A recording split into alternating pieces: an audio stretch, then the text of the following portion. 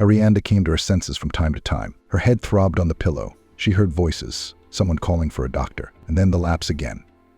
It was as if the girl was in a delirium. She didn't remember what was happening to her.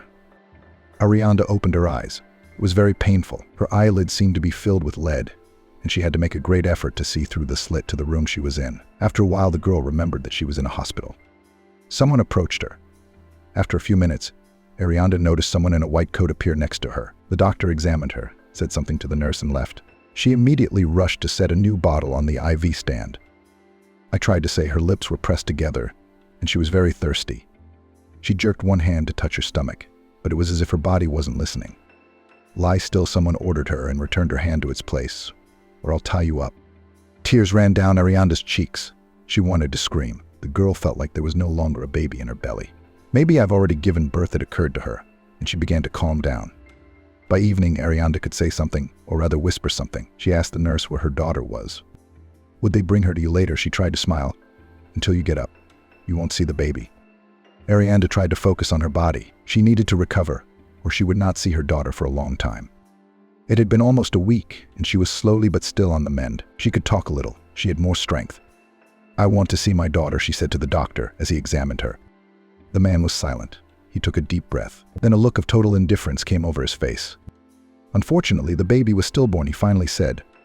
Everything turned over in Arianda's head, and she lost consciousness. Time passed. Arianda began to regain consciousness. She didn't have the strength to sob or cry. She felt like the living dead. It seemed that every cell inside her had died. Arianda, as the girl was called, had lived in the city for over 7 years. Her great-grandfather was from Italy many years ago. He had moved to California. Then the girl's grandmother married an American and settled in a small town on the shore of the Pacific Ocean. From there, the younger generation traveled all over the country. Arianda's grandmother had 7 children. One of them became the girl's father. He was the one who gave her such a name to maintain the connection of times and generations.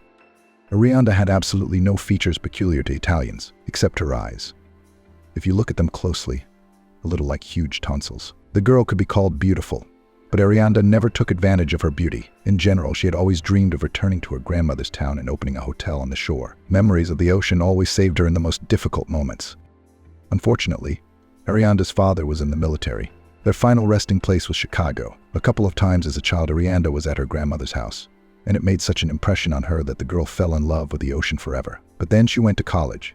Her father and mother dreamed that Arianda would stay with them, but the eternal winter so depressed the girl that she did everything to leave this harsh land. Although Arianda did not manage to go very far, but she took a risk and settled in Los Angeles. From there, it seemed to her, it wasn't far to the ocean anymore. Although, despite the fact that Arianda had already lived in this city for almost 7 years, she had only traveled to her grandmother's house 5 times. Upon arriving in what seemed to Arianda to be a huge city at the time, she took a job as a cook's assistant at a small cafe. She quickly realized that she would not earn much from this, and began to try herself as a waitress. Thanks to her looks, she quickly managed to get a job in an expensive restaurant.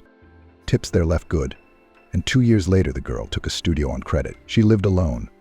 All her requests for her parents to move in with her, or even to her grandmother, ended in refusal. Neither her father and mother nor her older brother wanted to leave Chicago. Arianda was the only one who couldn't stand the cold climate, and the rest of her family very much enjoyed the eternal winter. 2 weeks ago, when Arianda had just been admitted to the hospital, she had called her mother and grandmother and warned them that she would contact them herself when she felt better. Her mother immediately went to see her, but Arianda asked her not to come yet. She would need her help. After their daughter was born, they had agreed that Vanessa would take a vacation and come to see her. Now it turned out that the mother would have to quit her job for 2 months. No one would let her go. Nevertheless, as much as Arianda was in pain, she immediately wrote to her mother that she had lost the baby and so dropped everything and flew to her. Arianda, she stroked her head. Well, why don't you come to our place or grandma's? Mom, I have to finish paying off my loan. I'll manage, she answered quietly. Uncle Ethan has already come several times. They support me here. A few days later, my father arrived. On his passport, his name was Nicholas, and his grandmother called him, as it is supposed to be, also Nicholas. In general, we can say that no one knew either tradition or language. The grandmother's eldest son, Ethan, had been to the historical homeland several times. He was the only one who could say something in Italian. The parents were worried sick about Arianda. Not only that, but she hadn't found a place to be since Roger had disappeared. And then there was the new grief.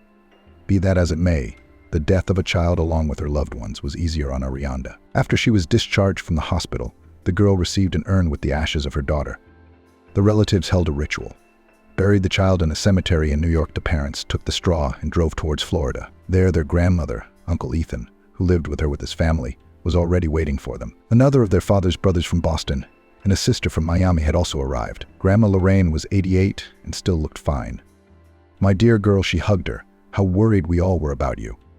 "It's okay, Grandma," she whispered through her tears. "Thank you for your support." Homemade wine poured down the river. Of course, it would be nice to meet on another occasion, but no one knows where life will turn tomorrow. Arianda looked at all her relatives and felt a strong inner pain. All the cousins and siblings were sitting families with children, except she was the only one who was out of luck. Arianda, Uncle Ethan sat down next to her. "Why don't you come over? I'll find money to pay off your loan, sell your apartment, and open your own cafe." "Uncle, thank you." She bumped her face into his chest. "But I want to stay in New York. Are you still waiting for him?"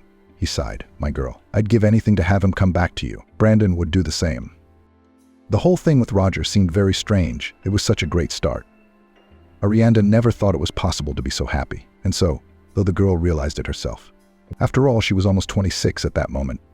That the guy's parents were against Roger knew a lot of people. In New York, at least, their sausages were known to everyone. And not just at home, but even in some states. "Oh, Arianda," said the mother excitedly, and when her daughter told her that she was going to marry a sausage oligarch. "Mom, Roger gave up all of his father's fortune," she objected immediately. "He doesn't work for his company at all." And it was true. At the age of 18, Roger's father put him in front of a difficult choice. He had to start an apprenticeship and work in his business. "You will study at the institute, and after that you will be trained in our office," Anthony told him dryly. "Do you think I will support you all the time?" "I don't think so," replied the son calmly. "But you never asked me if I wanted to do it." "It's not even up for discussion," Roger's father immediately replied. "You are the son of a famous man. You can't choose. Your life was determined from the beginning." The more the boy grew up, the more he realized that he was not interested in his father's wealth or his sausage. "Leave me alone," the son argued with him. "Let your son-in-law inherit your business." "I don't want to do it." Roger had 2 older sisters. The first had already married, and the guy hoped that his father would leave him alone, but he started pushing Roger even harder. Total control. That's what Anthony was doing. The son realized that his parent was a pretty tough person. He had tried many times to talk to his mother, but to no avail. She, too, was afraid of her husband. At times he seemed sensual and principled, so Roger lived in great tension until he graduated from the institute. By this time, his second sister had already married, and it seemed that Anthony liked the new son-in-law much more than the first. In a family like Roger's, there could be no accidental marriages. Everything was arranged solely by calculation. But in vain, Roger hoped for his father's favor, and that he would let him go when he turned 25. In addition to his father's business, there were plans to marry him. "I'll never marry her," Roger shouted. "You can even hang me in my room." "Don't talk nonsense," Anthony replied calmly. "Roger will still be my way, so let's not get on each other's nerves." "I swear to God I'll never marry Lauren," he said angrily, and ran out of the house. Roger had never been a daddy's boy. He didn't hang out in nightclubs or get into bad company, so it was hard for Anthony to manipulate him. Roger seemed like the perfect son. This flattered his father even more, but at the same time it made control more difficult. Scandals became more frequent. Roger deliberately stopped coming to the office. Anthony started threatening him. "If you go against me," he clenched his fists, "I will not look that you are my son." "But can you bring your gun that's in your drawer right now?" shouted the son loudly. "I'll even put my own chest to you myself. I'm not afraid of you anymore. Remember that." Anthony angrily ran out of Roger's room. The latter shoved some things into his bag, grabbed his cell phone, and left. "I'm not coming back here again," he said to himself. "Let his thugs nail me somewhere. But I won't live by his laws. The bastard is not my father. I don't want to see him again." The young man stopped outside a restaurant. He was not a fan of such places. He looked in his wallet. There was $1,000 in cash. There was a distinctive sound. He got a message on his phone that his card was blocked. "Fuck you," Roger swore. "I'll get something to eat here and go wherever I want." Roger didn't realize at that moment that he had stopped at an expensive restaurant. He looked at the menu and realized that with what he had now, he couldn't afford to eat properly. The young man was about to get up and leave when a waitress approached him with a mineral water. "Please," she said. "Still decided to choose something. If you can have a cold one," he replied. "Thank you." The pretty girl quickly brought him water and a couple more cookies. The guy thanked her, left the restaurant, and dialed his friend. He didn't answer for a long time, but the young man kept calling. "Hey, Thomas." "Buddy, you can't help me," Roger said hopefully. "What's wrong?" came from the other end. "We're in Spain. We'll be back next week." "All right. I'm sorry to bother you," Roger sighed. "It's all right. I'll tell you about it when I see you." The young man called a couple more acquaintances, but he was disappointed there too. He started the car. It jerked and stopped. The boy cursed. But what was the law of meanness? It was out of gas, and the car wouldn't budge. For the first time in his life, Roger was in such a difficult situation. He was promised to bring the money, but only tomorrow. The guy looked at his watch. It was already the beginning of 10. Parking near the restaurant was free. He got out every now and then to stretch his legs or go to the restaurant's restroom. "I'm an idiot," he said to himself. "I should have taken something before I left home. I'd have taken something to a pawn shop by now. I've got nothing but a couple of clothes and a cell phone." He paid for the whole car, but he couldn't find anything expensive, and selling the phone was a total reckless act. Roger was nervous, but he didn't want to go home. "I'd rather starve to death somewhere than put my life in his hands," he said to himself. The night passed uneasily. The young man slept in the car, waking up now and then. It was not yet 6 o'clock when he got out and began to walk back and forth. There was a bench near the restaurant. He sat down on it, and someone touched his shoulder. "Wake up. The receptionist is coming to make a scene," said the stranger. Roger opened his eyes. A girl stood in front of him. He thought he had seen her before. "You work here, don't you?" He pointed to the door. "Please, give me some water. I'll pay you. I still have some money left." "Don't you have a place to live?" she asked in amazement. "You don't look like a homeless person, do you?" "Yes, I left home East Side. I'd rather be homeless than live in the family of an oligarch like my father." The girl left. 10 minutes later, she brought a large bottle of water and food. "Oh, thank you very much." The young man froze in amazement. "Here, take it." He handed the waitress $500. "No need. Let it be on the house," she smiled. "Enjoy your meal." "I'm supposed to get the money today. I hope I can get a room and get a good night's sleep," Roger said, munching on his sandwich. Several times the young man started his own business, but his father quickly found out about it. He made sure Roger sold everything and went bankrupt. "You'll only work for our company," Anthony always said. "You have no other way."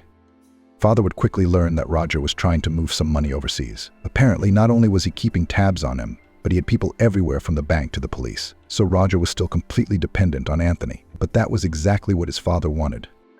The day passed quickly. But unfortunately, an acquaintance called and said that he had not been able to find the right amount of money, how much Roger asked for. The only thing left was to wait for Thomas to return.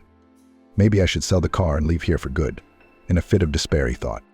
From time to time, the young man came into the restaurant on his own business. The waitress saw with what displeasure the receptionist looked at him.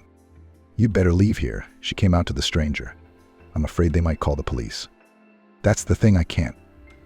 "I'm out of gas." Roger lowered his head. "Okay, I'll think of something." She ran off and came back a couple hours later. "I said you're my boyfriend and you're waiting for me, having come from far away," she said. "If you want, I'll give you some money and you can go to some gas station nearby." "No, I can't do that," Roger answered her. "But if you'll only lend me the money, so be it." She slipped him a couple thousand. "If you still can't find anything, wait for me here tonight. We'll work something out." Roger had walked about 5 kilometers when a gas station appeared ahead. He took a bottle of gasoline so he could drive here and fill up properly. There, he smiled as he drove his car up to the restaurant. "It's like I've got no legs. I'll wait for her. Maybe she'll rent out more than one room. I need a place to stay for a while to decide what to do next." In fact, Roger would like to go to Italy. He was secretly looking for a job there. His profession was in the food industry. He was also supposed to have a second degree in business. Anthony could not allow him to run his company without proper training. But since Roger categorically did not want to get involved with his father, he looked for ways to escape from him. The young man didn't really delve into his father's empire, but he had heard rumors that here and there, Anthony was taking over medium-sized meatpacking businesses. Roger was no fool. Knowing his father, it was safe to assume his hands were unclean, and especially if even some police officer shook his hand with both hands, that could tell a lot. It often seems that if a person is doing legitimate things, he cannot commit crimes or play business by the rules. Just the opposite is often the case. Big business is a separate planet, and it has its own laws. You can easily be swallowed up if you show weakness or refuse to abide by the accepted norms. So bankruptcy, setups, or even worse, these are, you might say, the costs of production. And any tycoon knew that. It's just that even among big businessmen, there were those who somehow wanted to improve their lives and enjoyed their work. But there were also those who could be called predators. These lived only for themselves and to make as much money as possible. Roger's father was one of the latter. Anthony didn't care what the cost was. If he had something in mind, he had to carry out his plan. And if small fish got in his way, he ruthlessly tore their heads off. Who was hurt by Anthony? He was feared. His inhumanity seemed to know no bounds. Even his son sometimes felt disturbed by his presence. Roger often imagined his father as some kind of horror movie monster. Roger's problem was that he believed in the goodness of people, and having no inner difference, The guy thought that any person sooner or later must change, become kind and good. But instead of developing his differences and recognizing people, he adopted this false belief, which led to a series of tragic events in his life. There are people who are very sly and cunning, who can put one's guard down with their promises or false nobility. And then, a person ceases to discern. Intuition falls asleep, and the poor man falls into a trap. A waitress ran out of the restaurant and brought something in a bag. Quickly, she looked back. "I have to go get something to eat. And there's water," she said quickly. "Did you manage to buy gas?" "Yes, I'll be waiting for you. I'm sorry, we still haven't met," the young man smiled. "Arianda," the girl said as she walked. "That's it. No need to go." She walked with a quick step. When the stranger's voice caught up with her, Roger shouted, "Hey, I'll be here." He waved goodbye to her. Arianda went back to her work. She felt genuinely sorry for the young man. Something told her he wasn't lying. The girl didn't suffer from a lack of attention, but her relationships with guys somehow didn't work out. 3 years ago, she dated Andrew. He worked as a waiter too, but she found out very quickly that he was dating another girl at the same time. All in all, Brandon hadn't disappointed. She decided to focus on work for now to pay off the loan. The rest was for later. She made a good amount of money that day. Roger seemed to have brought her luck. The girl ran out of the cafe. The familiar car was still standing there. "I'll give you a ride," Roger told her. Arianda handed him a bag of dinner. Good, she got into the expensive car. "Then we'll figure something out on the spot," Arianda said.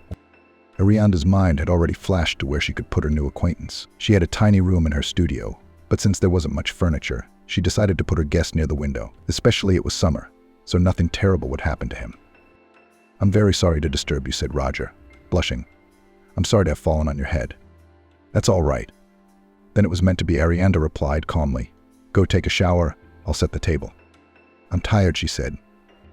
"God, I've been longing for hot tea." Roger stuffed the candy in his mouth.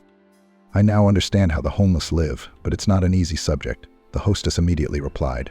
"You know, I've been working in a restaurant for a long time, and we get all kinds of people. There are, however, those who are in trouble, and there are those who just like to live like that. You don't have to take responsibility, work, think about tomorrow. Unfortunately, such people are the majority, but there are some decent people. They pass some important lesson in their life. That's why it's not shameful to be homeless. No one knows what will happen to each of us tomorrow." "I would have preferred to be born to ordinary parents," Roger sighed. "People don't realize that wealth also comes at a price. Of course, there are normal people among the rich. A friend of mine married an ordinary girl. My father didn't mind, but not mine. He stands out for his integrity, even among his own." Brandon did not specify who Roger's father was. And anyway, she didn't care at the time. What difference did it make? She would help a man, and then he would probably disappear from her life forever. Both the girl and her guest fell asleep as soon as their heads touched the pillow. The next day, Arianda had the day off and stayed home. She and Roger got up late. The young men had been traveling for the last few days and they wanted to get some sleep. "Shall we get up?" Arianda smiled, looking at her watch. It was already the beginning of 12. They had breakfast or lunch. At almost 1 o'clock, Roger sat sad. Every now and then he glanced at the phone, hoping that someone he knew would still be able to lend him money. "I'm not coming home," he said. "At least not until my father recognizes my freedom.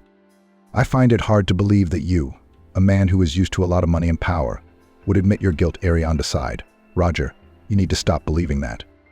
"Yes, perhaps you're right," he lowered his head. "I've been hoping for it for so many years, but alas, time goes by and he's only getting worse. I don't know what to do. I wanted to go abroad, but in my impulse I didn't take anything with me. Only my passport. I don't want to go back home to get my documents. I don't know what to expect from my father. Roger, I realize this is going to sound cruel, but you have to accept reality." The girl looked intently into his eyes. "What do you mean?" He didn't understand her thoughts, like bees by the hundreds swirling in his head. "Do you need a job?" "Anything." She kept her eyes on him. "Roger, if you want to be independent from him, you'll do anything." "I don't even know where I can go," he asked pleadingly. "I can't get a job with a company. All my papers are at home." "But you have hands, rely on them for now. Go to work at least as a loader. No one will need your diplomas there," she laughed. Roger had never thought of that before. His first thought was that he had fallen too low.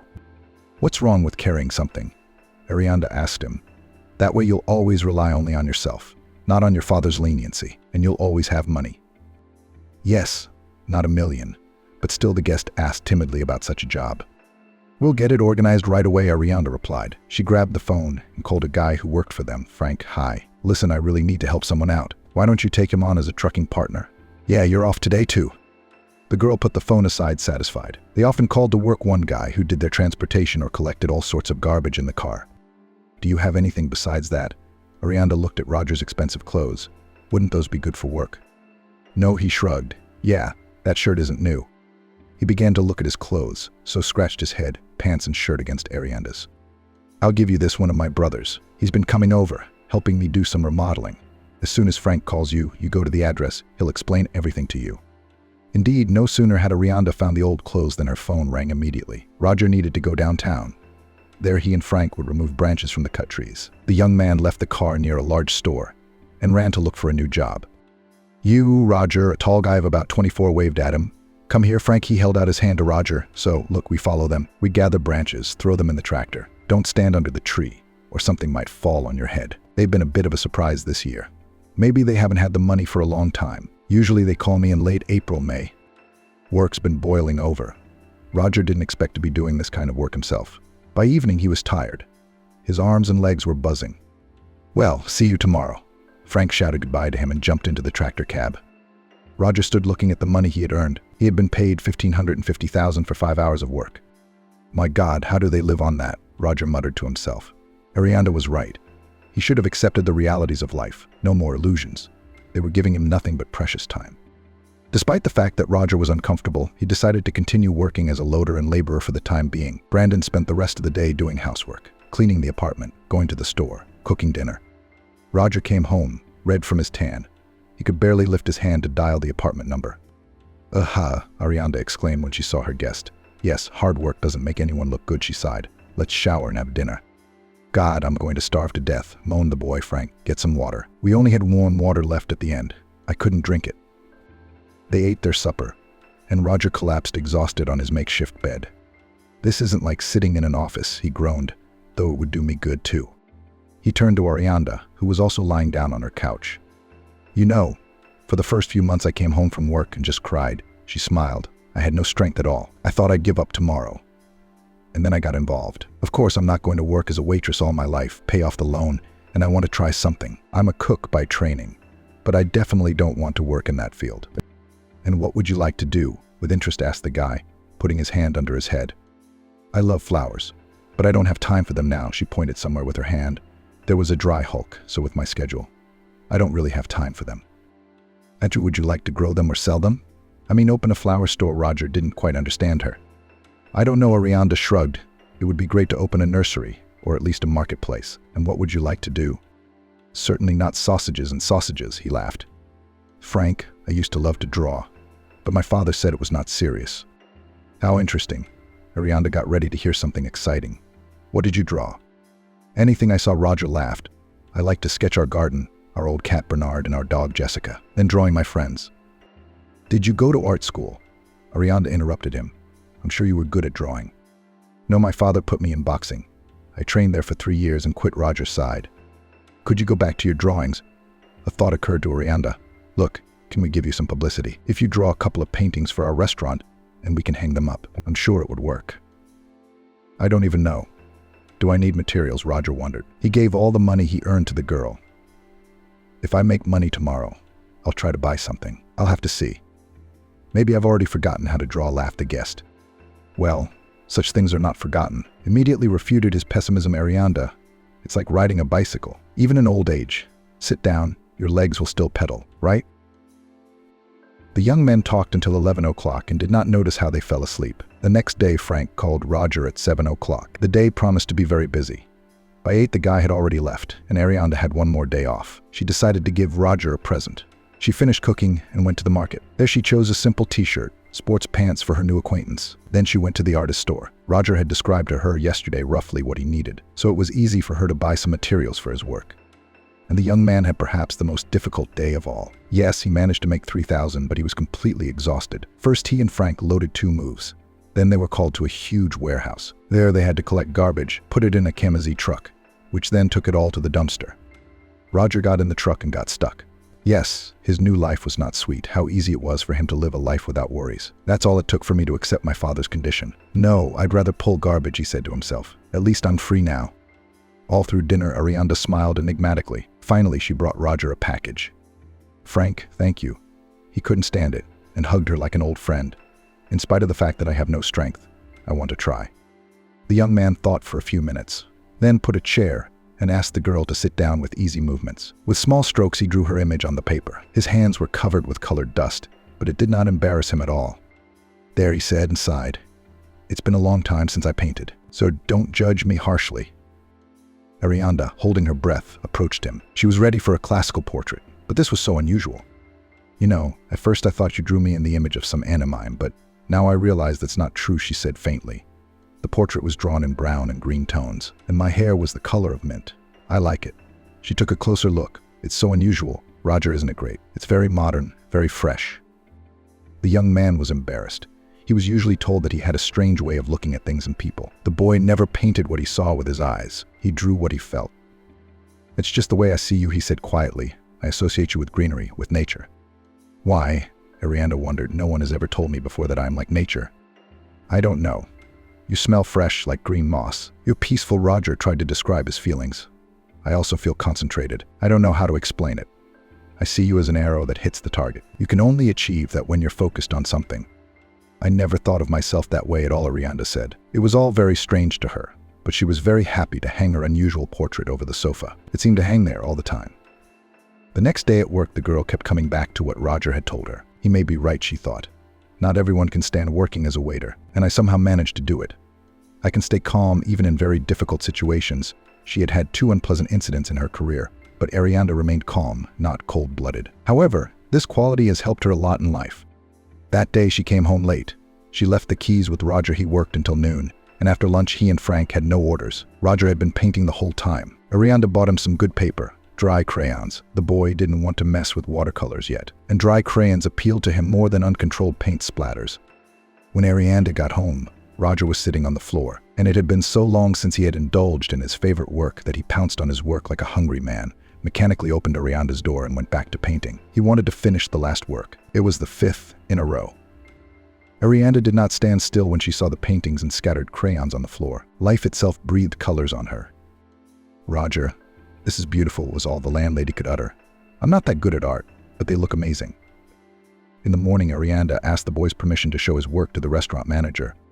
Very nice, Vanessa smiled contentedly. I'll talk to the owner. If he agrees to give them to us, then we'll give him a good advertisement. Only we need to frame them and put them under glass. Pastels can crumble over time. And Roger had another day's work, just as Arianda had said. His body was slowly getting used to physical activity. The lad's life was beginning to change slowly, but still, he didn't think about his father or his mother at all. No one called him, and Roger completely immersed himself in his work. This idiot is totally determined to embarrass me, Anthony raged. He watched his son's every move and knew what he was doing. The self-confident businessman was sure that Roger would be without him for a few days at most, and then he would apologize to him. But what his son had done was beyond all bounds of decency. In Anthony's eyes, Roger had dishonored him. I need to get him back at any cost, he said. Chelsea, call him. Say whatever you want to say to him, just so that this, he swore. He stayed home. We're planning a wedding for next year. I don't want Filato to hear a rumor. He won't even talk to me, objected the wife. You know he is stubborn, all in you. All right. Then I'll take care of this puppy myself. Anthony threw a grudge. I'm so sick of him. Why didn't you give me another son? But that's not my problem. You are responsible for the sex of the child. She threw it. It would be better if he was born a girl. The husband didn't stop. I would not have been so offended then. Well, he would have been a girl. She threw him out of the room. Who's to say he wouldn't have estaced? Anthony sat down on the couch, clutching his head. Things weren't going his way. One of the daughter's serious health problems had surfaced. Business somehow began to fade. Prices went up and people started buying less meat. And then there's Roger. I've got to do something about him, he said out loud. If I don't break him now, I might lose him altogether. Threats won't get through to him. I've learned that. Anthony had been hatching his plan for nearly 2 days. He would have to humiliate himself in front of his son to some extent, but there was no other way. Roger could live without him and his money. There was no doubt about that anymore, so there was no way to take him by force. All right, I'll do it, but later. You'll answer for everything. He clenched his hand into a fist. You little bastard. You'll learn how to go against me. Roger was the happiest that day.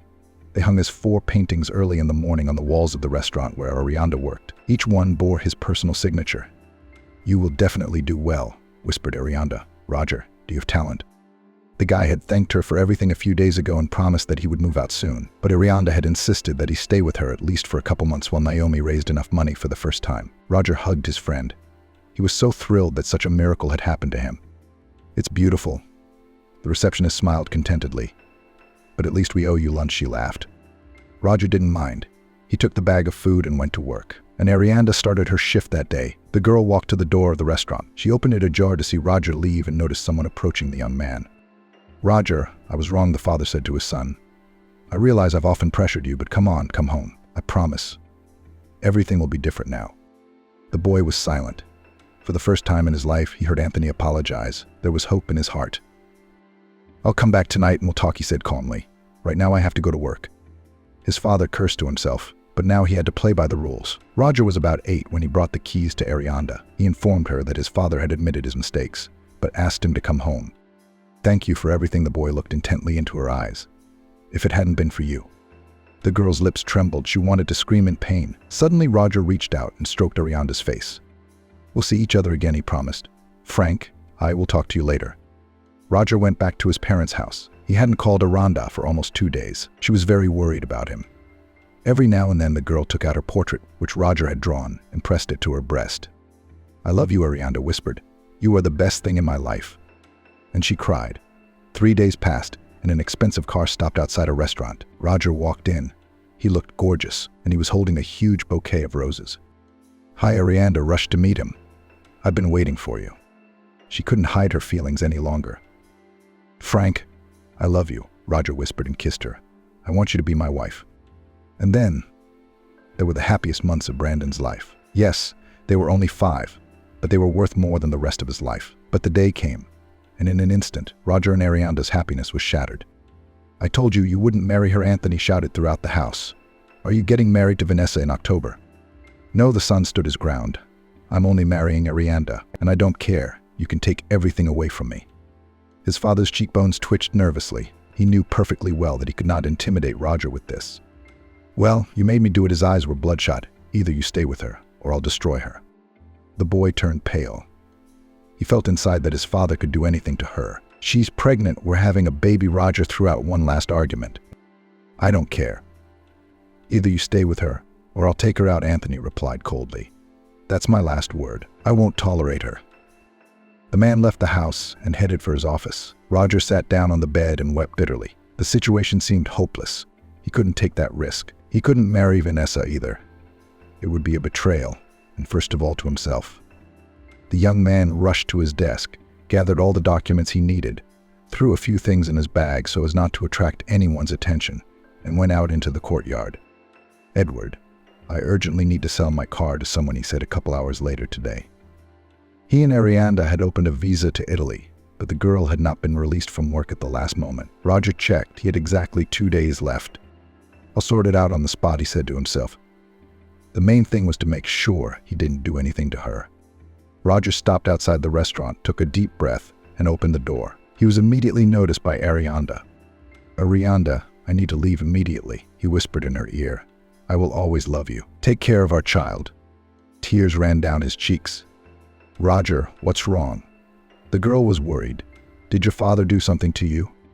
"God willing, we'll meet again," he said quickly, and ran out of the restaurant with an arrow. "Roger," Arianda shouted after the car as it drove away. She kept dialing his number, but he was silent. That day, Arianda had been admitted to the hospital. She was under a lot of stress and was in danger of miscarrying. "I have to pull myself together," she ordered herself. "It's our baby, and I'm going to carry it." Roger got on the plane and dialed his father's number. He didn't answer for a long time, but picked up the phone the 3rd time. "Did you get what you wanted?"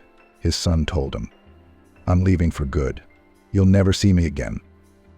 "Where are you, you bastard?" Anthony said. "I'm so sick of you." Roger disconnected the phone. The takeoff was announced. He was well aware that he couldn't prove anything. Even if he took a statement to the police and provided evidence, his father would still win. He would be covered. He looked out the porthole.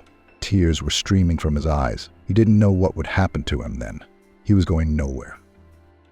"I love you," he whispered, and saw Arianda's face before his eyes. "And I will always love only you." More than 7 years had passed.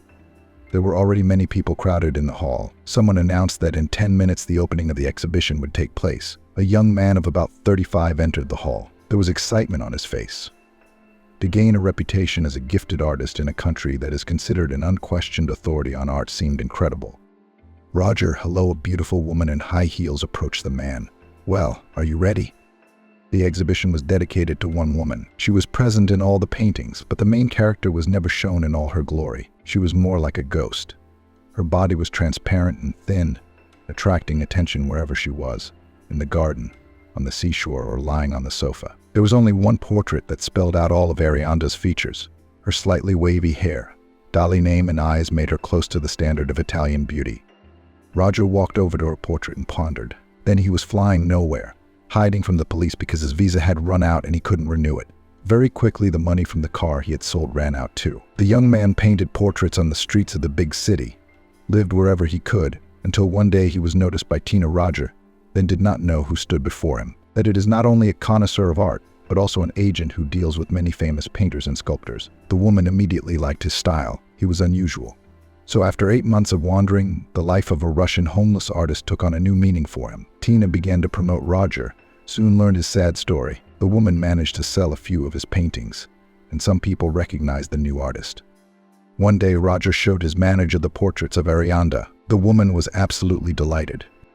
One day you will have an exhibition, she told him by name, my word. The Italian was 47 years old at the time. She looked stunning. Roger often went to her house, got along well with Tina's husband, her youngest daughter. The older one had lived in America for a long time. Everything will be all right, Tina approached Roger and smiled. Do you deserve it? The exhibition went splendidly. 7 paintings were bought in the first 3 days. The only piece that didn't sell was a close-up portrait of Arianda. It was Roger's most prized possession. The man had had no connection with Russia for a long time. He was sure that his beloved had married, that she already had children. He never wrote or called her. Roger was still afraid of his father. Anthony was insane. He could easily take revenge on him. The only way to protect Arianda was to cut off all contact with her. In all these years, he'd been living his dream. Are you Roger? A man's voice in Russian sounded behind Roger's back. The exhibition was coming to an end, and he was in the hall with Tina every day. Yes, he said quietly. The man was unfamiliar to him. And have we met before? I don't think so, he approached him. I've been to Rostov, but you were no longer there.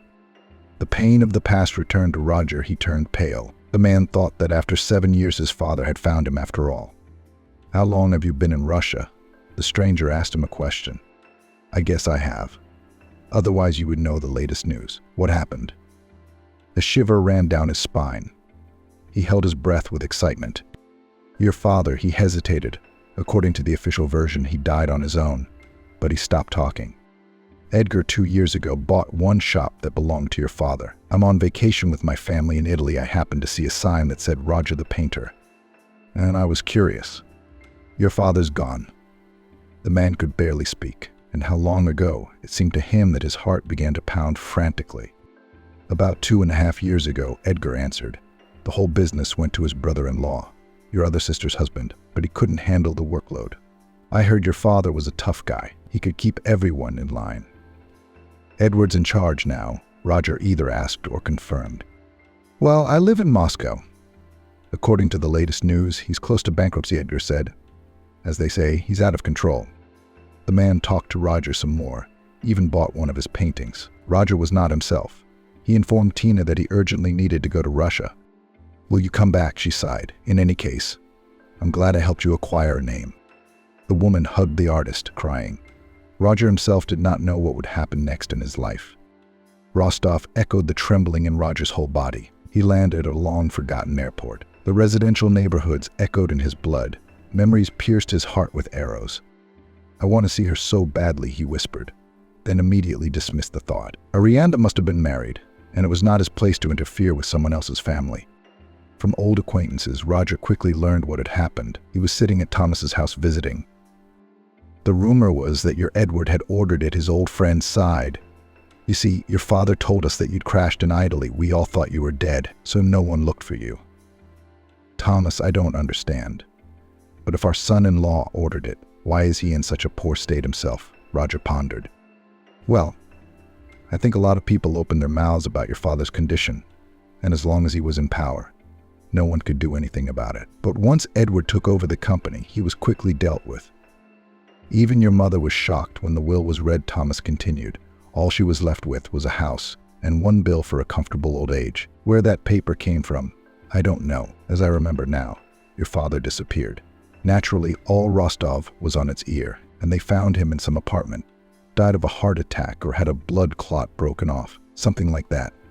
No signs of violence, nothing. Found the landlord of the apartment, rented it out. He doesn't know anything. So they questioned him, but they couldn't find anything. They said he died of natural causes, and then pop. Edward became the new owner. He was clean too, according to the coroner. Anyway, it's a bit of a messy story, but it doesn't end well. After your mother died, Edward's business went downhill. So now he's working his ass off to keep his position. By the way, I hear he's having an anniversary party the other day. He's decided to gather the elite of society to showcase himself and enlist their help. He won't last long on his own. He's bankrupt. He needs people who are willing to invest their money in him. No matter how much Roger was against his father, he made the decision to show up at his son-in-law's anniversary. Why, he didn't know himself at the time. But the man used to trust his intuition. I don't want to go there, Arianda answered at once. I don't want their money, she said angrily. It seemed to the woman that she was already working out of her last strength this month. Finally, Arianda decided to quit the restaurant. She had stayed here too long already. Although this job had given her the opportunity to survive two great tragedies in her life, the loss of Roger and her daughter. And so, in their penultimate week, they were called to Edward's office. Arianda knew it was Roger's son-in-law. It had been so many years, but she had never forgotten him. 3 months after she lost her daughter, word reached her that Roger had crashed to death in Italy. Arianda lived like that in her studio. There was still a portrait hanging above her bed. In fact, nothing had changed in her life in those 7.5 years. She never moved to her uncle's place by the sea. The only thing Brandon planned to do was to use the money she raised to open a small flower store. She wanted to do it in honor of her one and only man. Roger was forever in her heart and in her destiny. People were already gathered in the huge hall. Edward's birthday party was more like a wedding than an anniversary. Arianda was in no mood to do her work until a woman in her 50s appeared in the hall, holding the hand of a girl of about 7. Arianda flinched. The girl's wavy hair and her prominent eyes seemed familiar. The girl rushed first to Jubilee, then to his wife. Arianda watched her intently. Everything inside her thundered. The stranger's delicate purple dress contrasted very well with her tan skin, Arianda thought. She looked so much like me. Arianda looked at her hands.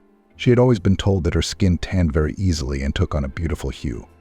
So I need to calm down, or I'm just going to go crazy, the woman's mind raced. The festivities were in full swing. Arianda tried not to look at the girl. She had mixed feelings about her. But every now and then she would take a glance at her with her eyes. Arianda was serving one guest. Dirty dishes needed to be picked up. She picked up the tray and walked toward the exit. When the tray fell out of the waitress's hands, she stopped, her hands trembling. Roger, Arianda said. He almost fainted when he saw her too. The woman began to pick up the broken dishes. The guest rushed to help her.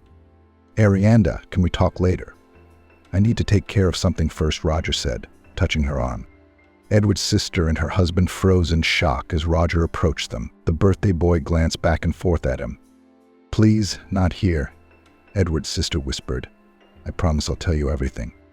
Roger slowly disappeared from the restaurant. He tried to find Arianda, but she was in the back room, crying. She was afraid to come out to see him again. God, he's alive, she whispered. But why? Why didn't he tell me anything? Perhaps he had been married a long time and had children. So Roger did not linger in the restaurant. He thought he'd find Arianda after he'd settled things with Edward. No, he didn't want to sue him or settle with him. He just needed to know what had happened to his father and mother. The truth exactly, because that way he could let it go. He didn't care if Anthony was killed or not. What mattered was that he would never pose any threat to Arianda or to him ever again. It was almost 11 when a cab pulled up outside Edward's house. Roger paid, pressed the intercom. His sister lived in an expensive house. Although the anniversary had gone well and the man had managed to arrange a meeting with 2 influential people, neither he nor his wife were at ease. What will happen now? Naomi sobbed. Vadim, it will be easy to prove. We could go to jail for this. What's that got to do with us? He grumbled. Your father started all this, so let them ask him. Out. Let them go to the cemetery and question him. But stop it, the wife said, angry. Don't talk nonsense. We're not doing so well as it is. Naomi, what do you want from me? Edward replied angrily. Don't get on my nerves. The fact that your father made a will for me was a miracle. You and I didn't even know about it. He had a mind of his own. In fact, I found out by accident that Roger was alive. The bell rang, and they both shuddered. Naomi immediately began to sob. Her heart was telling her that it would all be over soon. Edward took a deep breath and went to open the door himself. Edward's brother-in-law appeared on the threshold. But come, and he smiled wryly. Roger, you're like a ghost, for God's sake. Where did you come from? Did you come from Italy? He answered calmly. Edward, I wanted to have a serious talk with you. Edward's sister came into the living room. She was crying. At first his brother thought it was because of him, but then he realized that something else was going on. Roger, Edward began, we really didn't know you were alive. Just a few days before Anthony died, I found out about you. Was he arguing with your mother? The guest was silent. He wanted the host to speak first, and then he began to ask them questions. It was really my father's idea. Naomi ran up to him and knelt in front of him. Please don't take her away from us. Sharon loves me as a mother and Edward as a father. Roger was completely confused by what he was hearing. He had no idea what he was talking about. Sharon, is this your daughter? He tried to piece together the facts. Well, you know I can't have children, Naomi sobbed. It was the father. He came over one day and said he'd made a deal with the doctor to make sure I was pregnant the whole time. I wore a false belly, especially since our blood runs in it. Our blood, her brother looked at her sideways. Naomi, what are you trying to say? What? What? Edward was angry that it wasn't our fault that your Anthony gave us your baby Arianda. Roger's legs gave out and he struggled to grab the couch. Naomi came to her senses, brought her brother some water. It was him, she kept repeating. Roger, it wasn't our fault. We didn't want to, but he insisted. You know him. If he says it's right, it's right. We're used to Sharon. We love her like she's our daughter. There was some truth in what the woman said. Edward still didn't see Sharon as his daughter. Naomi had really put all her love into her. Roger was at a complete loss. Naomi and her husband had told him everything they knew. It turned out that his father had heard about Ariana's pregnancy from him, so you could say it was his own fault for blabbing. Anthony was so connected back then, he could have easily arranged the loss of Arianda's baby. What really happened to him? The guest stared intently into Edward's eyes. We don't know, Edward shrugged.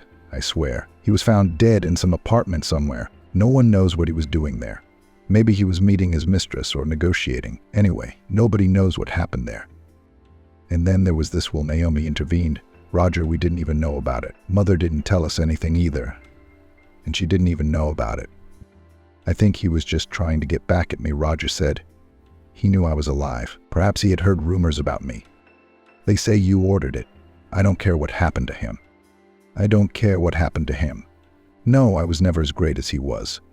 The man objected at once. Besides, I'm not happy about it myself. His sausage world began to crumble after he left. I've sold some of it, and the leftovers are giving me a lot of trouble, more trouble than profit. To tell you the truth, I'm getting tired. If things don't work out in the next few months, I'm going to sell the hell out. I can't take it anymore.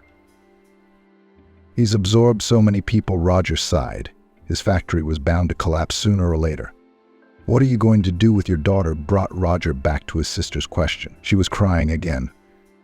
But first I'll talk to Arianda, and then we'll decide, he answered seriously. Naomi, she and I have suffered a lot, but Sharon must decide for herself. I'll give her a choice. We'll see what Arianda chooses. For the umpteenth time, Roger's life took a completely different turn. He went back to the inn, even though his parents' house had never been sold. He absolutely did not want to go there. God, what had I done to Arianda? A monster, Roger scolded, taking a mother's child away from her mother. I'm sure she doesn't know anything about anything. The man closed his eyes, and it was as if all her pain had been transmitted to him. He shuddered. So many times he'd pictured Brandon making her happy, but it was only in his dreams. In reality, she was suffering. I don't even know how to tell her about all this, he thought. If she has a husband and other children, and I don't know what to do if Sharon is used to her new parents and has never heard from us. The next day was very hard. Roger got up late. He didn't want to drag out his meeting with Arianda. Even if her husband came out to him, he agreed to talk to him. The cab stopped outside Roger's restaurant. They said Arianda was sick and wouldn't be coming into work today. Could you tell me where she lives? He asked. The receptionist gave him a suspicious look. This was a new person. She didn't recognize Roger. I'm an old acquaintance of hers, Roger said. To his surprise, he glanced at the walls. His paintings were still hanging on them. The man smiled. Yesterday he hadn't had time for them. Do you know their author? Pointed to one painting, the receptionist. The woman shook her head negatively. That's me, he said simply. He began to remember the past receptionist. All right. The woman approached him and whispered something in his ear. To Roger's surprise, Arianda's address hadn't changed. How had he not guessed it himself that he needed to start there? He stopped at a familiar house there, on the 5th floor. He had once lived with Arianda. But maybe they have one child, and they all fit in the studio, he thought. Roger reached out his hand several times, but then let it go. Finally, Roger made up his mind and pressed the apartment number. No one answered. He was in luck. A man came out of the entryway and he was able to enter. The man stood by the elevator and was afraid to press the button. Finally, the elevator stopped on the 5th floor and he headed for the right door. He rang the bell several times, but no one answered him. He didn't even hear any sound or noise. Suddenly, the elevator opened and Arianda stepped out of it. Both stood there unable to utter a word. I'm coming to see you. May I? Roger barely spoke.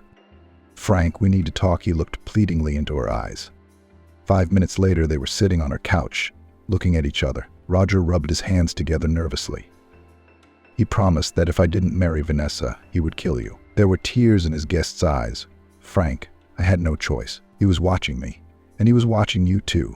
If you and I had been in contact, he would have done something to you. Arianda was silent. Tears were running down her cheeks. It was very difficult for her to speak. I buried the two people closest to me. She got up from the couch and looked out the window. Roger, I lost our daughter. She was stillborn. The woman couldn't stand it and threw herself on his neck. I'm so sorry. 2 weeks before the birth, I got sick. I was picked up at a restaurant. Someone from work took my keys, brought my things. I had everything prepared, and then I felt sick. I couldn't come to my senses for a long time, and when I woke up, I was told that my daughter had died. Arianda, my love, our daughter is alive, Roger whispered. My father did it all. I think he wanted to punish me like this. What do you mean? She pulled out of his embrace. Roger, don't say it like that. I'll just go crazy. My father organized the whole thing. He bribed the doctor. Our daughter is alive. He gave her to my sister because Naomi is infertile, the guest said. Arianda felt dizzy and fainted. Roger splashed cold water on her and the woman woke up. Where is my daughter? Arianda sobbed. Take me to her. I want to see her. Roger pressed his beloved to calm her down, began to explain to her that the girl had lived in another family all her life, and to declare to her just like that, out of the blue, that they are her parents, they also cannot. You don't want to destroy her psyche. Roger stroked Arianda's hair. Let's take it one step at a time. Okay, he kissed her forehead. Arianda agreed and calmed down, cleaned herself up. The fact that her girl was alive made all the difference in her life. Even if she doesn't want to know me, I only wish her happiness. The woman could barely hold herself together.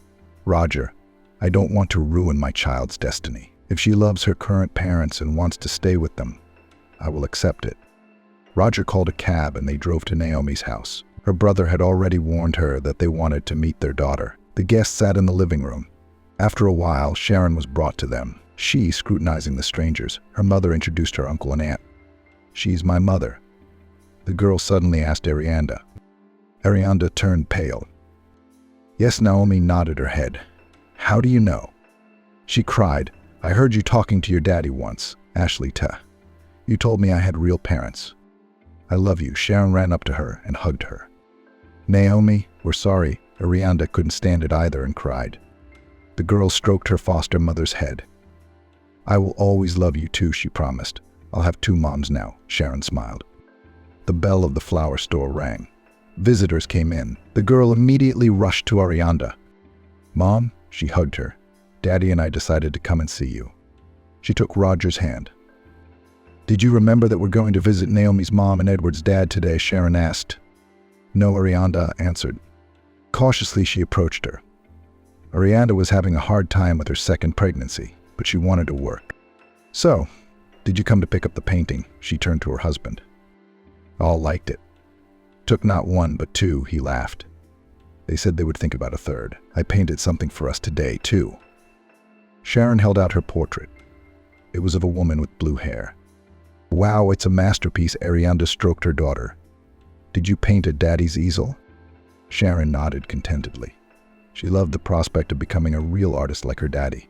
As Tina had anticipated, Roger didn't return to Italy, but his former agent helped him anyway. She found Roger wealthy clients from time to time, and he was very grateful to her for that. Sharon loved her former parents, so Arianda and Roger decided to stay in Russia so that there would be no tragedies in her life. After learning that her husband had a mistress, the wife did not make a fuss, but did something different. They'd been estranged for a long time. Not anymore. Bridget went to live with her boyfriend, and they were left alone in a huge house, where each could get lost and not see the other. They didn't talk to each other for days at a time, not because they were fighting, but because they were strangers. But for 22 years of life together, they never became close. On the contrary, with each passing year, they grew farther and farther apart. Of course, they could have broken up a long time ago, but something kept them apart, especially in the mornings. Ajay couldn't see Olivia sleeping. It was a good thing it was dark at night, and he couldn't see her in her sleep with her mouth open, breathing loudly, sometimes even snoring. How ugly is she when she sleeps? Ugly to the point of nausea. But when she woke up first, she was not one iota more beautiful. EJ knew in advance that when he showered, he would go into the kitchen and see her sloppy, in a hastily thrown-on robe, her hair disheveled, bunched up and tied with a rubber band, her cigarette in her hands, and a mug of coffee. Not a cup, but a mug. Can we not smoke in the kitchen? Ajay will ask again. Or he won't say anything at all, and won't even look in her direction. Where should I smoke? Olivia asks. And he won't answer her question. He just doesn't want a morning argument that will wear out his nerves and ruin his mood. Ajay had a quick breakfast and left for work. He had to be there by 8, Olivia by 9. It used to be that when Bridget lived with them, her daughter or Ajay would make breakfast. The two of them would eat breakfast together, and there would be a semblance of family. Now even that was gone. The dead house had finally died with Bridget gone. At night, Olivia made attempts to get closer to Ajay, at least physically. And there, lo and behold, she'd crawl under her husband's blanket, put her arms around him, kiss his shoulder, and try to grope his flesh. Dona Jay brushes her hand away. Everything is calm in Baghdad. Olivia laughs angrily. You impotent wretch. You think I don't know you only get it up for your mistresses? I hate you. Let's get a divorce, Ajay once again suggests. No way. No way. You'll thank me that I didn't want to divorce you, divide the house, divide the property. And this is when we have everything. Live and be happy. Somehow there's no joy. There's nothing to be happy about, Olivia. And you need to finally realize that. I've been ready for a divorce for a long time. I don't want to fight, Ajay interrupts. I want things to be peaceful so that Bridget can. Shut up. We're going to have grandchildren any day now. And what? You and me? They'll come separately to the cramped apartments we can afford after we divide the property. I wanted to live a selfish life for myself. You were and you still are. You know, the time will come when you won't be able to stop me. Divorce is imminent. It hasn't come yet. What's keeping you? Bridget. I am. I want an amicable divorce. Bridget and Virginia, Ajay thought and smiled. If Virginia agreed, he would have divorced Olivia long ago.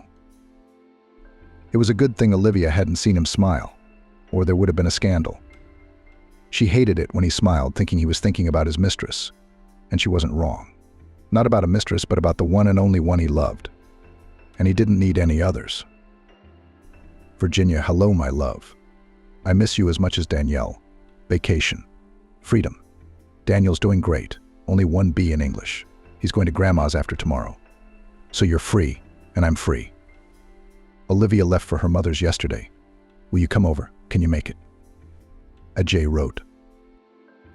Well, I don't know, Virginia smiled to herself. You know what would agree? How many years have they been dating? And she always goes to Ajay's place like it's a first date.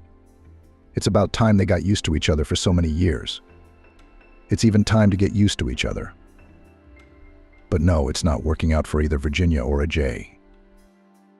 Virginia, I miss you. Come to my place, come on, I'll be waiting for you, said Ajay. You don't have to meet me, it will attract attention. I'm tired of hiding and I don't want that. I'll meet you at 6:30 outside your office. And that's it, he insisted. Come on, you're driving me away. If I wait for you, I'll pass you by, Virginia objected. I'm not kidding, Ajay. I'll walk by like I don't know you. Let's keep it simple. I have to go home after work. Don't forget, besides Daniel, I have a cat named Thomas. And he's waiting for me. I'll take a cab myself. Am I doing your bidding again? Ajay laughed. Well, I guess that's the fate of some men, to wait for their sweethearts. Virginia, life is so short, and we're all waiting for something, he sighed. What are you starting, Ajay? Everything has been said and decided long ago. Everything will be as it is, Virginia said. I love you. I love you. And I'll never stop telling you that, Virginia, he said. Usually men say it before, Virginia joked. You say it after. You're not the right kind of lover. I've always said it, and I'll keep saying it until you get tired of it, Ajay smiled. Don't expect I won't, Virginia smiled back. He saw her smile even in the dark and kissed the corner of her lips. I'm glad I'll wake up with you in the morning. You don't realize how beautiful you are when you sleep. I've been looking at you and looking at you and looking at you. They say when you not only want to fall asleep but also wake up with that person, that's true love. Virginia, you're the one I want to wake up with every morning, Ajay said. You're at it again, Ajay, over and over again. Why doesn't Virginia tell Daniel you're his father? You tell him stories about a father who doesn't exist. And yet you're right there with us, and yet you're far away from us. Who needs that? Virginia, I want to be with you all the time, to take care of you every day. All women dream of that, but you don't. I can see you're worried about a difficult situation, Virginia. And you have serious concerns about how you're going to talk about it and what the repercussions will be for those around you. You know why I can't tell you now. And it's for the best, Virginia said. It's still a deception, no matter how you look at it. You think this deception is your way of keeping my marriage to Olivia alive. It's long gone. You of all people know that. Bridget's an adult with her own life. I don't see how we're going to be able to tell everyone. She asked glumly. Do you have any idea how many people we'd hurt, how many people we'd make unhappy? Olivia, her mother, Bridget, my parents, Daniel. There's no telling who else will be in this line because of the two of us. A lot of people's lives will change. And the fact that I'm sleeping with you, my best friend's husband, and she doesn't know. I'm sure she's complaining to you about how impotent I am, that I have tons of mistresses. Doesn't that change someone's life? Listening to her, you must sympathize. And she doesn't suspect a thing, Virginia continued. I wonder what you told her about Daniel's father? I told her it was a resort affair. And everyone's blind, they can't see that he looks like you. Or they don't want to see. I don't know. They do. They don't, but it's more peaceful.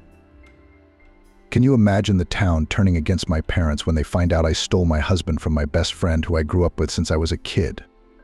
Okay, other people. But Olivia's mother is my parents' neighbor. How are they supposed to live with their houses next to each other? Virginia asked Ajay. How, Ajay, can you answer all my questions for me?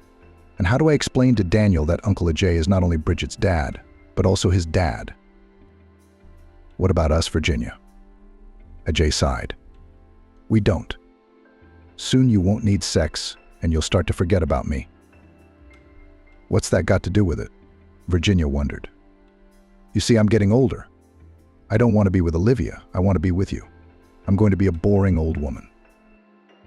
Virginia tried to turn the conversation into a joke. I'll be nagging you, shuffling my feet. Perhaps I will sing ugly, weak because of my weak voice. Then you'll realize what a mistake you've made, said Virginia. Falling for my charms when you were young. What about Olivia? Does she smoke? Does she drink her coffee? That's the way she's always been. That's the way she'll always be. And if you don't touch her, she won't touch anyone.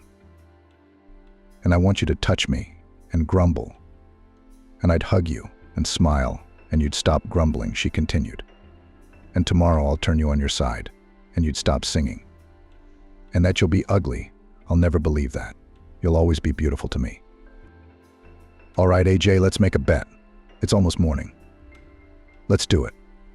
I love waking up first and watching you sleep. He kissed her on the temple, and she woke up, reached up and hugged him. Is that what you're doing to me? Ajay smiled and hugged Virginia. I gotta go, Virginia said, trying to get out of his embrace. Olivia is on the first bus to arrive. She told me about it. Do you think she guesses and warned me on purpose? I don't know what she knows or doesn't know. We hardly talk to her, AJ replied. We'll get there in time, he said. AJ put his arms around Virginia and drew her to that height, that flight of feeling, where not only their bodies but their souls join. And right then, just in that moment, he felt that he and Virginia were one, inseparable. And now Virginia cried out and gratefully embraced Ajay. But the brightness of the orgasm was beginning to fade from the altitude in which they had taken flight. They were returning to everyday life. And now Virginia cried out and her body tensed. But unlike before, her arms didn't wrap around his neck. They slid off his shoulders. Virginia's body shuddered, and her frightened, fixed eyes stared at AJ with a glazed look. And he suddenly realized that she was not breathing. Virginia, Virginia, shouted Ajay, and began to shake her, trying to bring her back to life. He started CPR, but nothing worked. EJ called an ambulance and tried to breathe life into Virginia until it arrived. There's an ambulance outside our gate. Do you know who to see? The first thing Olivia asked when she entered the house. EJ stood at the window and, without turning around at his wife's voice, answered. To our place. Who? Us. Olivia wondered. Over there, he nodded toward the bedroom. Virginia's in there. He turned, and Olivia saw that AJ was crying. He wiped the tears from his face with a quick motion and looked at Olivia in silence. She had never seen EJ cry before, and it struck her as much as Virginia and the EMTs in their bedroom. Without a word, Olivia opened the door with a sharp movement and saw her friend's naked body on the floor and the doctors putting some instruments into their cases. Why is she on the floor? Olivia asked, shocked.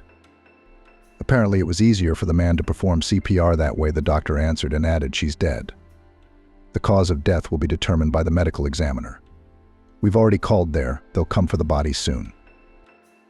She's dead, Olivia said confusedly as she came out of the bedroom. She slumped into a chair and pulled cigarettes out of her purse with a trembling hand. I know, AJ answered without turning to look at his wife. There was silence. Ajay was grateful that she wasn't interrogating him right now. He heard the coffee machine turn on. Apparently a cigarette without coffee was unusual for Olivia. Olivia noisily sipped her coffee and flapped her nose. Crying? Ajay wondered. Didn't she understand anything? Olivia was indeed crying. Turning to her, he saw her wiping away her tears and blowing her nose loudly into her handkerchief. What's going to happen now? Without looking at her husband, she asked. I have to meet Daniel tonight. He's there, at Virginia's parents'. I have to tell her parents. Can you do that? I can do that. I'll let them know. Thank you. For what? Thank you for not asking me anything. We'll talk about it later. There's nothing to talk about, Olivia said. Olivia took a deep breath and said, If I've been silent all this time, it's not because I'm so stupid that I can't see what's going on. I've seen it all, and I see it all. Is Daniel your son? You don't have to answer that. I already know he's your son. But we'll talk about that later, not now.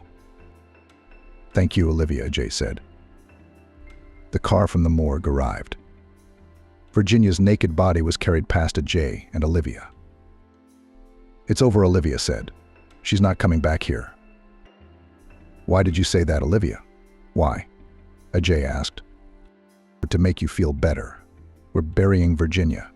You look like you've lost it. Her parents are elderly. We'll have to make the funeral arrangements. They'll probably want to bury her in her home village. I hope you realize no one wants all these juicy details for their own peace of mind. No one wants the truth. Not Virginia's mother, not her parents. And neither do Daniel and Bridget. And I thought it was time Daniel knew I was his father, Ajay said. Not now. The boy is 11 years old, his mother's dead, and now you're the father. Not now, Olivia objected. How do we explain that Virginia died in our house? Let's say she didn't know I'd gone to my parents' house and came to see me. She got sick, and while the ambulance was on its way. A doctor again, and a doctor when she's gone. Vika, you understand. I loved her, and I love her, Ajay said in a shaky voice. It hurt Olivia to hear it, but she wasn't going to make a scandal. She'd always been strong, and now more than ever, she needed to stand firm, not comfort her flailing husband. Stop being hysterical, Olivia said harshly. Don't you think I should be the one throwing tantrums, not you? You've always been a rock, impenetrable, indifferent. There's nothing feminine about you. Why should I love you? You're like a tank. Ajay wanted to say something, but he was stopped by a slap from Olivia. He stopped talking and stared at his wife with tears in his eyes. And then he calmed down. Keys to the apartment, Olivia demanded. Virginia, do you have keys? Olivia asked. Yes, go to the train station to pick up Bridget. Get some things for him at the apartment and come here. Will you be able to tell the baby? Ajay asked. No, I can't. How? How am I going to tell him? Olivia replied. I knew it. I'll have to go with you. Where's Mom? Daniel was surprised to see Uncle Ajay with Aunt Olivia. Come on, Daniel, let's go to the car. I'll explain everything to you, Olivia hugged the child. An unsuspecting Daniel smiled and looked at Uncle Ajay. Ajay turned away from the boy and cried. Did something happen? Daniel realized. Mommy, where's Mommy? The child asked with concern in his voice, tormenting Ajay's soul. You what? Danielle shouted. Are you what? Where's Mommy? Mommy's not here anymore, replied Olivia. What do you mean, gone? You're what? Daniel shouted. People at the train station began to pay attention to them. Mom is dead, replied Olivia and hugged Daniel. The boy pushed Olivia away and ran, but she quickly caught up with him and hugged him tightly, not allowing him to break free. She looked at Ajay reproachfully. Not everyone is as tough as you are, Olivia said to him. Why are you standing there like that? They're waiting in the car. I hope I don't have to run with you. About 10 minutes later, Ajay and Olivia returned. The boy was crying his eyes out. Olivia hugged him, pulled him close and stroked his head the whole way. Pulmonary embolism. Cardiac arrest, instant death. That was the cause of Virginia's death. She was buried, as Olivia had expected, in her home village, where she had been born and where her parents had lived. Daniel stayed with his grandparents for the rest of the summer vacation. They had taken custody of him, and from the end of August, at Olivia's insistence, Daniel would have to live in her and Ajay's house. Why would he want to change from a city school to a country school? There are teachers and kids there that Daniel is used to. As a teenager, it's stressful for a child. Olivia argued. It wasn't enough for him to be stressed by his mother's death. Aunt Mary, Uncle Bill. Well, it's not like he's going to live from strangers. Then again, you're elderly people. Can you handle it? Olivia objected. Why, Olivia, why would you need such a burden? We're his relatives, we're his guardians, said Virginia's father. It is impossible for us to move to a one-room apartment in the city in our old age. Here on Earth we have lived all our lives, and here we will die. We need to think about Daniel now, not about whose blood related to whom, Olivia said. He's not a little boy anymore. Let's ask him what he thinks about it. No, I'm just going to my class. What about it? Daniel replied, confused, realizing that was impossible. Uncle Ajay and I want you to live with us, Daniel. Then you can go to your own school and be in your own class. Can we do that? Daniel hesitated. You can and you should. But are we strangers to you? Thank you, Aunt Olivia. Daniel smiled and hugged Olivia. Ajay, what do you say? You're all quiet. Would Daniel be a burden to you? Virginia's mom asked. No, we're great friends of Daniel's, Ajay said.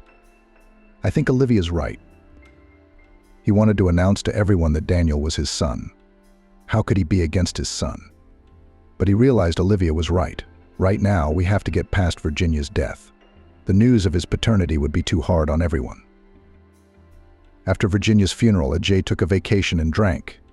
He hadn't been addicted to alcohol before, but now it had become his cure for losing his beloved. Maybe it's time to stop drinking. After 2 weeks of drinking, Bridget's wife asked, "We need to fix up Daniel's room. You can drink endlessly and reach the end of the road, but it's not going to bring Virginia back. Do you need to think about your son right now?" Sobbing drunkenly, Ajay, "Daddy, you never understood me. All you ever wanted was money and nothing else. Virginia's gone and I don't want to live." "If you don't want to live, then don't live. But you have to live for others," Bridget replied. "What do you mean, don't live?" Ajay stared at her. He poured vodka into his mug and drank it in one gulp.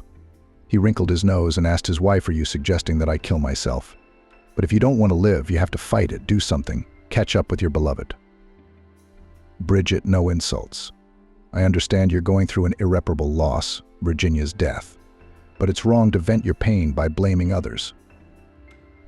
You're right, I didn't take responsibility for Daniel for mercenary reasons.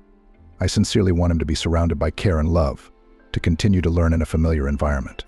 This is now so important for the boy after the tragedy. I realize that I cannot fully understand your pain of losing the woman you love. Love is the greatest feeling that not everyone gets to experience in life. Virginia was your guiding star, and her passing has broken your heart. But the hatred and hurtful words against me are misplaced. You and I have traveled a long road together. Yes, our marriage wasn't perfect, but our son Daniel grew up in it.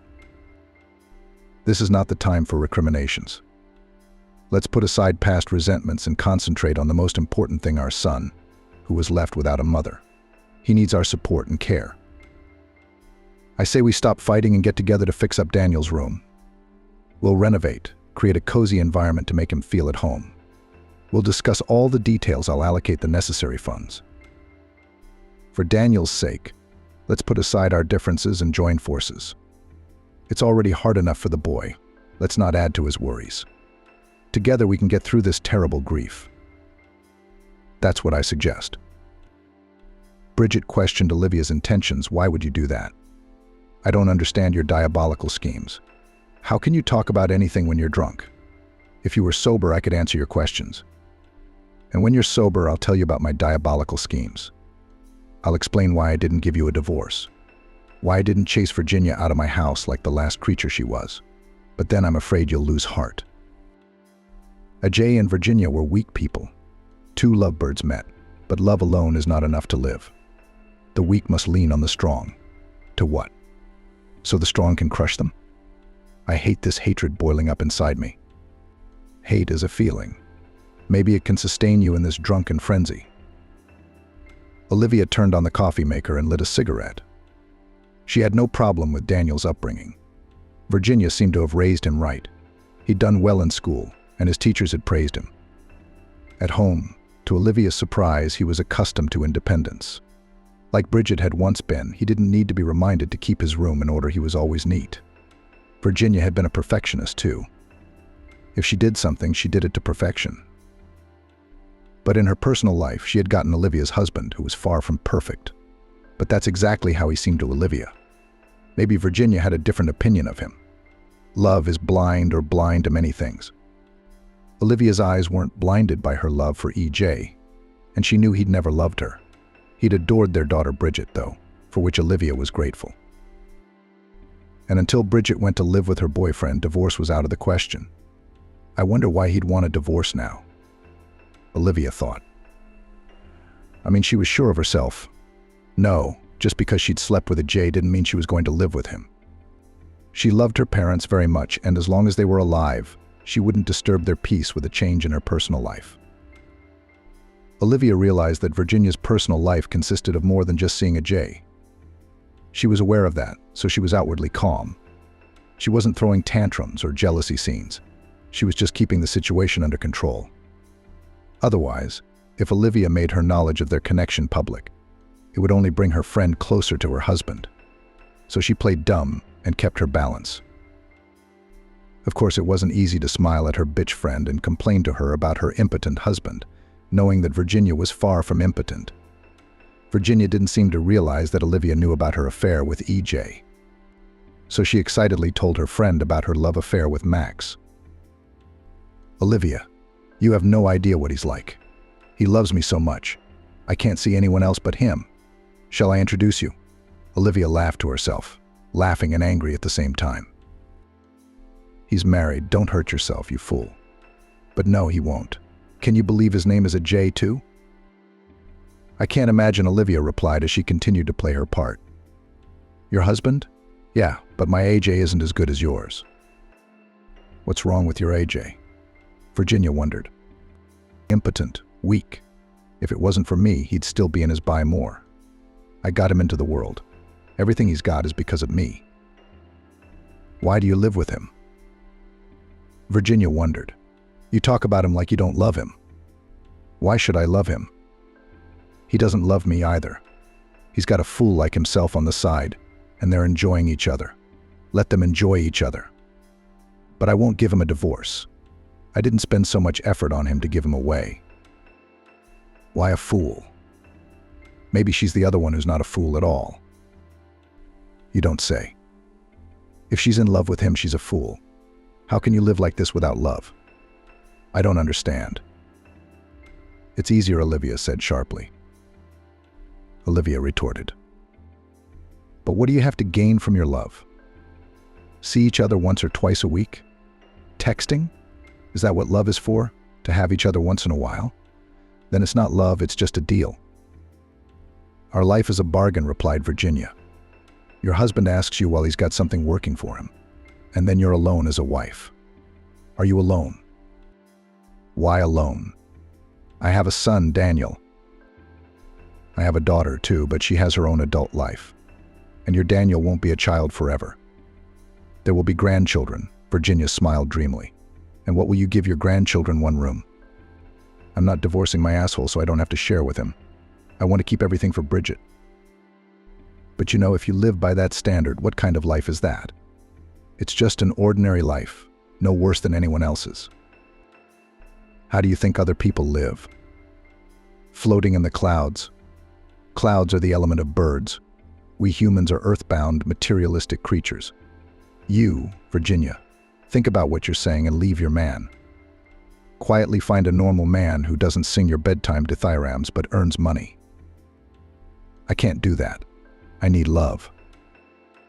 That was the last conversation I had with Virginia. Where did she push her?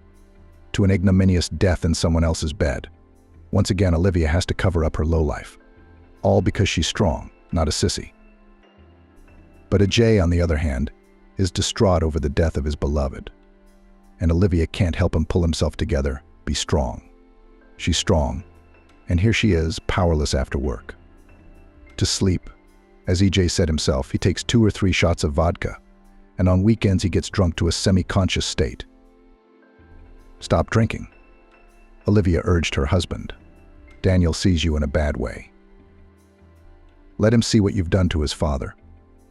You brought this on yourself, and don't open your filthy mouth about being a father.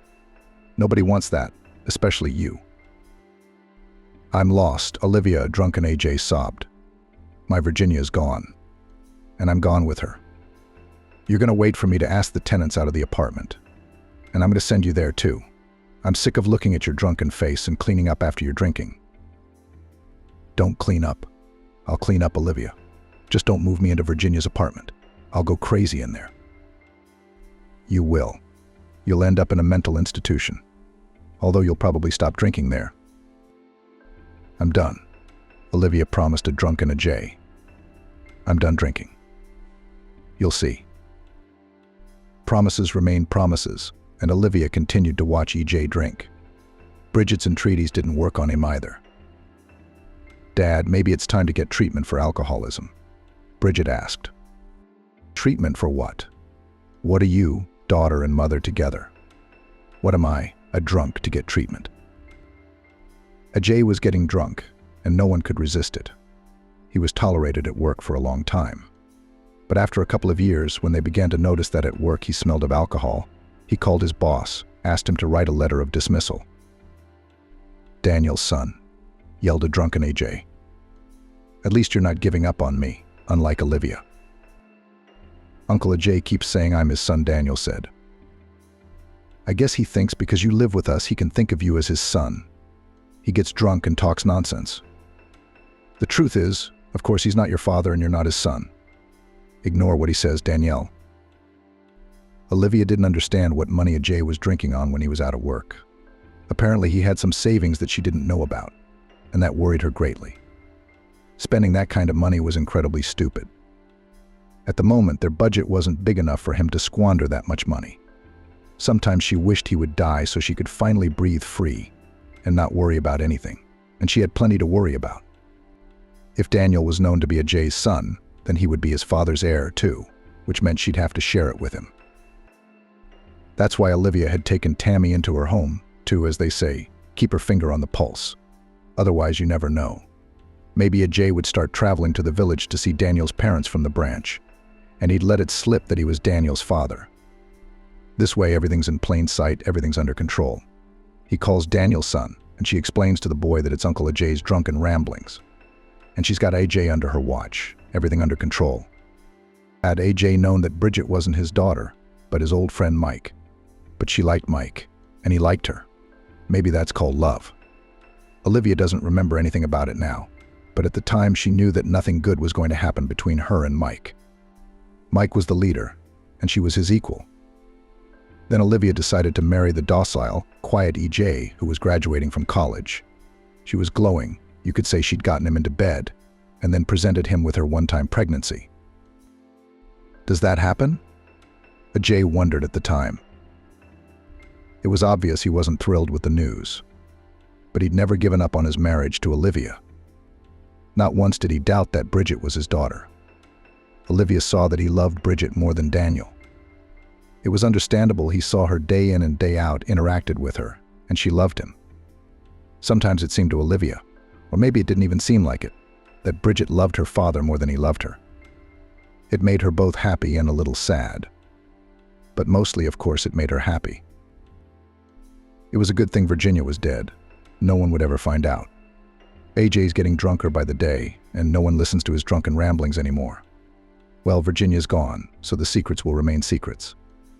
When were Olivia and Virginia real? And there was no AJ standing between them. Olivia stupidly told her that Bridget wasn't Ajay's daughter, which she regretted. And when she found out about her husband's affair with her friend, she feared exposure. But Virginia kept quiet. Strangely enough, she didn't. Or maybe she'd just forgotten. Though it's hardly the sort of thing one forgets. But Olivia's secret was gone with her friend, and that was good for her. No, Daniel's presence was a little inconvenient. But it was such a small thing compared to what she would keep. Besides, Daniel provided for her financially the pension, the income from her mother's apartment. Her parents from the village tried to give her some money. And then, when Daniel turns 18, then let him move into his mother's apartment and live independently. By that time, Olivia hoped EJ would have already gone to heaven to his beloved. Especially since he was so eager to go to her, so drunk. It's just impossible. That's all. No one to share it with. Everything will be left to her and Bridget. Aunt Olivia, I need to brush up on my English, get a tutor. Is that possible? Or I'm going to get in. A B's ruining the whole picture. I can't do it on my own. I need extra credit. As far as I know, chemistry and biology are important for college, not foreign language. How high do you think they're going? That's where they get in. Do you need the money? I don't think I'm aiming too high. Medicine is my thing. I'll do it on my own, Aunt Olivia, without the money. So you're turning me down? I don't know, of course. Maybe all the money goes to support me. Olivia was silent, wondering how she could refuse Daniel, "Excuse me, I'll ask my grandparents," Daniel said, feeling awkward. "Is it that there is no money for my son?" Ajay intervened in the conversation. He seemed to be sleeping on the couch in the living room, where Olivia was watching TV, and under the influence of the green snake, he seemed to be sound asleep. Turns out he could hear everything. "Good for you, son, for striving. You're good. There'll be money. I said it'll come." Ajay gave Olivia an angry look. Lately, Ajay had become aggressive. I guess it was the alcohol, and arguing with a tipsy Ajay was useless. "What are you looking at me for?" said Ajay. "Dad, don't. I'll ask my grandparents," Daniel said, realizing that he was the cause of an emerging scandal. "What grandparents with a living father? And call me father, not dad. Father, that's all you are. Understand, Daniel?" "Father," Daniel answered, confused. "Calm down. We were just talking to Dania, discussing the matter." "Didn't you hear me say no?" Olivia said. "Of course, if you have to, Dania. How many classes a week?" "I think 2 classes of an hour and a half." "All right, go on, Danielle, we need to talk to Daddy." "Thank you, Olivia. I really need this class." "I told you," Ajay said to Olivia. "I'm not a dad. I'm Donnie's dad." "Okay, fine." "Okay, Dad," Olivia winked at Daniel. As Daniel left to go to his room, EJ continued. "Maxime, you demand money for Donnie's classes and you don't work for the man himself. What am I, a printing press? Have you been playing dumb? The money you get for Donnie, you don't spend it all on him. So in the time he's been living with us, I think a decent amount of my money has accumulated. And my labor doesn't count. Did you ask for it? I just don't know why. Maybe you thought you could make a profit off an orphan." Who was just yelling that he was the father. Olivia whispered. "So, Daddy, get your ass up and get to work. Teach your son by example." "I'll go and work." "Oh, it's fresh in my mind, but I find that hard to believe." "How long have you been doing nothing?" "On indefinite leave." "You haven't counted. You're sitting on my neck and opening your mouth." "You've got some nerve." "I'm not sitting on your neck either." "What are you drinking to? You don't know I don't take money from you." "And your relatives give you money?" "It's a one-time job." "It's time you got a regular job," Olivia said. "When I have to, I will," Ajay replied. Olivia realized that the conversation wasn't going well, but it was a good thing that AJ hadn't completely drank his brains away and was still working. He drank on sprees, and between sprees he made money. He realized that his love of alcohol would not be tolerated at a regular job, so he worked at home, doing term papers for students. And when there were no term papers, he earned money by technical translations. If it weren't for his nerves and alcohol, he could have tutored Daniel in English himself. But no, he couldn't. You have to be able to convey all the linguistic nuances, and that's the prerogative of a teacher, not a technical specialist. When AJ wasn't drinking, he was unbearable. His sullen look, his nagging, especially when Olivia smoked and drank coffee. Whenever he saw Olivia smoking and drinking coffee, he'd start yelling. Sometimes it got to the point where it looked like he was going to hit her. At those moments, Olivia wanted to strangle him, and she probably would have if she'd known she'd get away with it. "Aunt Olivia, I'm sorry about the other day. I didn't think Daddy would react so violently. I thought he was asleep and couldn't hear. I wish I'd known." "It's okay, I'm used to it," Olivia said lightly so Daniel wouldn't feel guilty. "Daddy insists that you call him Daddy. It's the right thing to do." "I don't know whether to argue with him or not." "Danielle, you know how it ends." "Well, if he wants to call me Dad, then call him Dad. What can I do about his drunken ramblings? Maybe you just don't like calling him that. That's a different matter. Then again, he's not going to let you off the hook with his obsession. On the contrary. You know I didn't know my father, and I'm glad my dad wants me to call him Dad. So I'll call him Dad." That made things easier for everyone. From then on, Daniel called AJ Dad, and oddly enough to Olivia too, but AJ tried to live up to that title. He even drank less, and when he didn't drink, he made breakfast for Daniel, as he had for Bridget, and they ate breakfast together. AJ seemed motivated to live. and the whole picture was not to Olivia's liking. She was looking forward to the end. And it turned out to be back to the beginning, and maybe soon, very soon, Daniel would find out that he was really E.J.'s son. For now, you can write it off to EJ's drunken ramblings, but how it will turn out from here on out is unknown. But apparently it was enough for AJ that Daniel called him father. For now. And then Daniel went to the academy, which didn't make Olivia very happy. She wished he'd just go back to his apartment. For so many years she'd had to endure the presence of a child, a mistress, a husband. Not everyone would agree to that. She agreed and even called herself auntie, which she regretted more than once. If Daniel hadn't been in their house, maybe by now EJ would have died of drunkenness. But on the contrary, it was as if EJ was rising from the ashes. No, he hadn't stopped drinking, of course, but it was clear that he was struggling with his illness, albeit weakly. Unwilling, weak-willed EJ fought incredibly. And his binges became less frequent and shorter in duration. He even got better and fresher. He was far from dead, Olivia thought, but there was nothing she could do about it. She couldn't poison him like she'd poisoned her husband. Danny, happy birthday, son. You're an adult now, and you're entering adulthood. AJ wept. Don't forget, no matter what happens, we are always with you and will always help you. At the festive table gathered the closest people, Virginia's mother and father, Olivia's mother Bridget, and her husband. For so many years, everyone had gotten used to AJ calling Daniel his son and Daniel AJ his father. Only Olivia won't get used to it.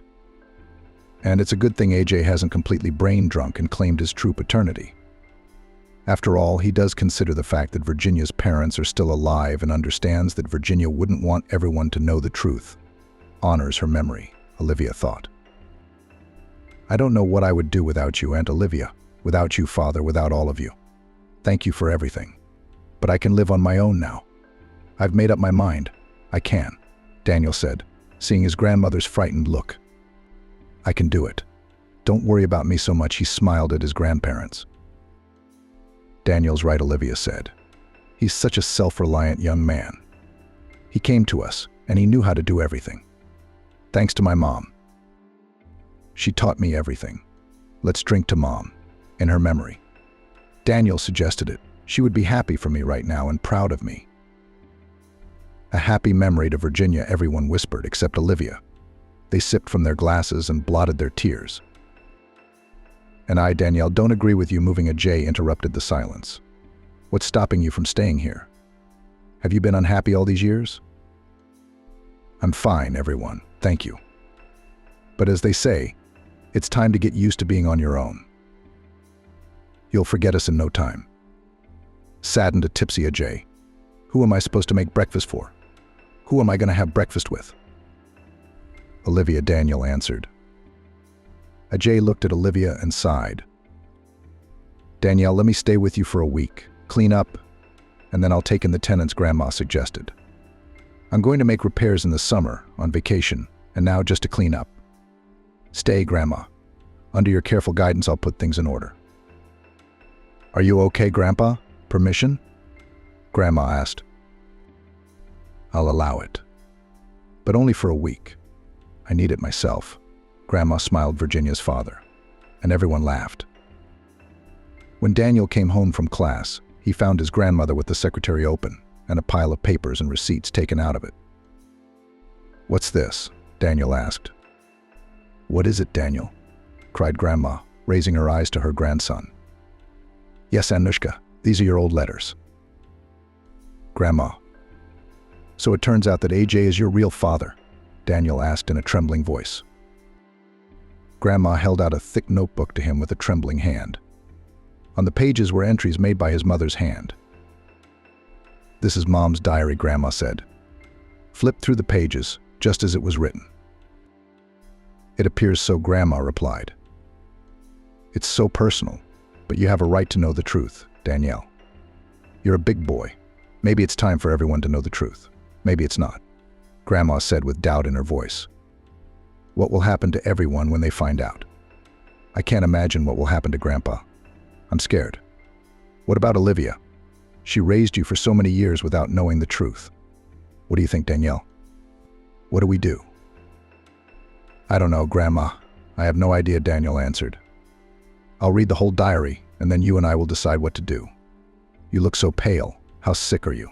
Do you need any medicine? I'll take a drink and calm down, and I'll call my grandfather. How he is there, I'll find out, said the grandmother, confused. So it turns out how it was. After reading his mother's diary, Daniel thought, it's not that simple. For obvious reasons, Mom didn't want this to be known. So now what? Should this secret be kept further from my grandmother and me or not? I wonder if my dad knows that my sister didn't know about it before either, judging from my mom's notes. But it's not my secret, and I don't think I should make it public. Who's going to feel better about it? Bridget, Dad, Aunt Olivia, Grandpa. After Mom died, Aunt Olivia became his second mother. It was her choice. So she didn't know that Dad and Mom loved each other and that I was really her husband's son. Because what normal woman would take in the son of her husband's mistress? So if she and Grandma reveal this truth, a lot of good people will suffer. No, we shouldn't do that. Let it go as it is. Life will sort things out. But how he wanted to tell his father the truth, that he knew about their love with his mother, how he wanted his father to know that he, Daniel, knew the truth. Couldn't it be okay to tell his father? Daniel thought. From the lines of the diary, it is clear that my father recognized me as his son. Many questions did not find an answer in Daniel's mind, and he didn't know what the right thing to do was. Between the pages of the diary, he found a photo of his mother and father together. So young and happy they were in the picture. Dad, how much I look like him. I'm just now seeing it, Daniel thought. At first glance, you'd think it was me hugging my mom. Daniel found a suitable photo frame, inserted the picture into it, and set it on his desk. He smiled at the picture of his parents and his thoughts. His mom is gone, but he has his dad, and no one can take that away from him. Grandma, how is Grandpa without you? Didn't you tell him anything? Daniel asked. He only misses me. We were never apart. And now, no, I didn't. What if I had a heart attack, and he's alone there? Grandma, go to him. There's no reason for you to stay here. You looked at me and realized that I'm quite independent. I'll manage. I understand. But my soul still hurts, sighed Grandma. Grandma, stop it. Here, sit here. Daniel sat his grandmother down at the dining table, made tea, poured it into cups, cut a loaf, took out butter, cheese, and sausage from the refrigerator. How am I doing? Smiling, he asked his grandmother. Are you coping? I'm aching for something else. What's going to happen now, Daniel? I'm talking about what you and I found out. Nothing's going to happen. You know my father knows, and I know. And I don't think anyone else needs to know. Grandpa's a heart patient, Mother. Aunt Olivia's old, and I don't think she's in good health either. And Aunt Olivia herself, what if she finds out? I feel sorry for her. Who's going to be happy or healthy, Grandma? No one. Granny sighed. You're so young, Daniel. And how wise you are. Virginia would be happy to see you. So no talking? Silent. Then Daniel agreed.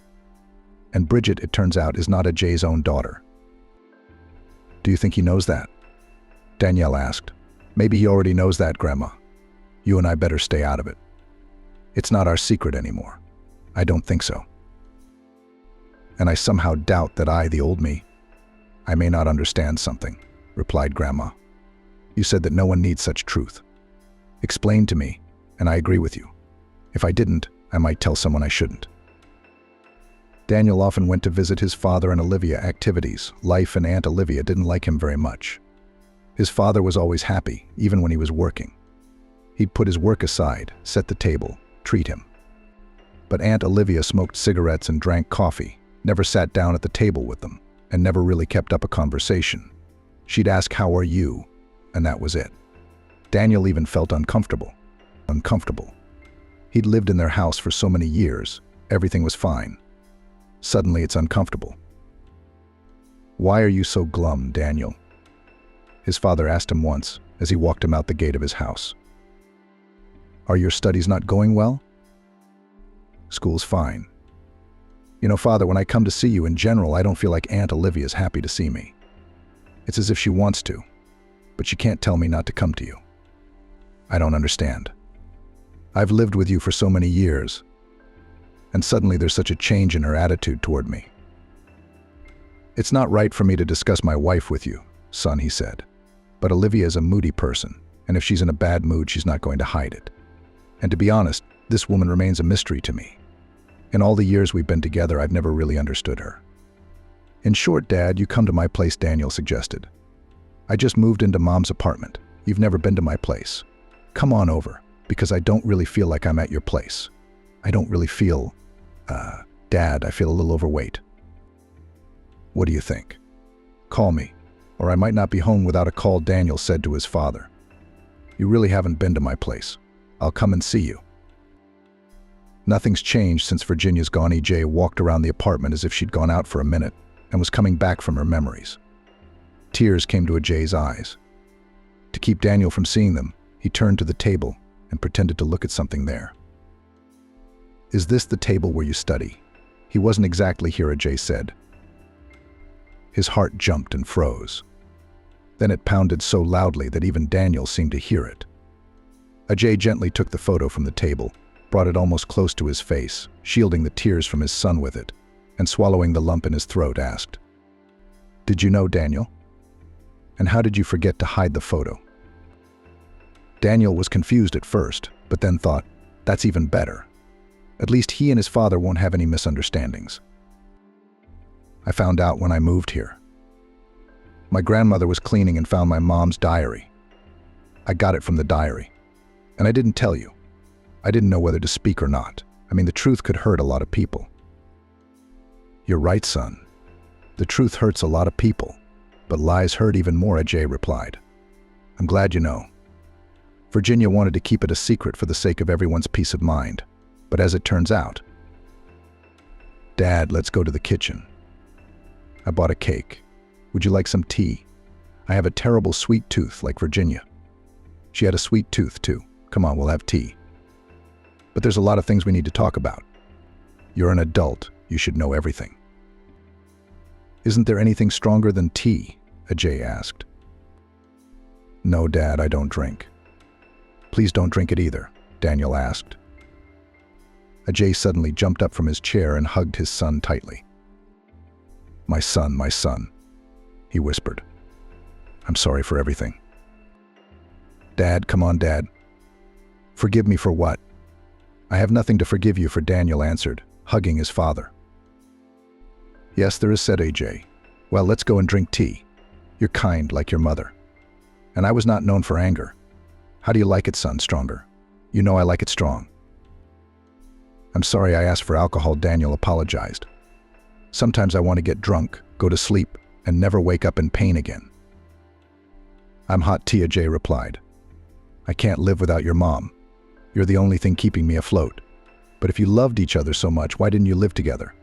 I would have left Olivia. I never loved her.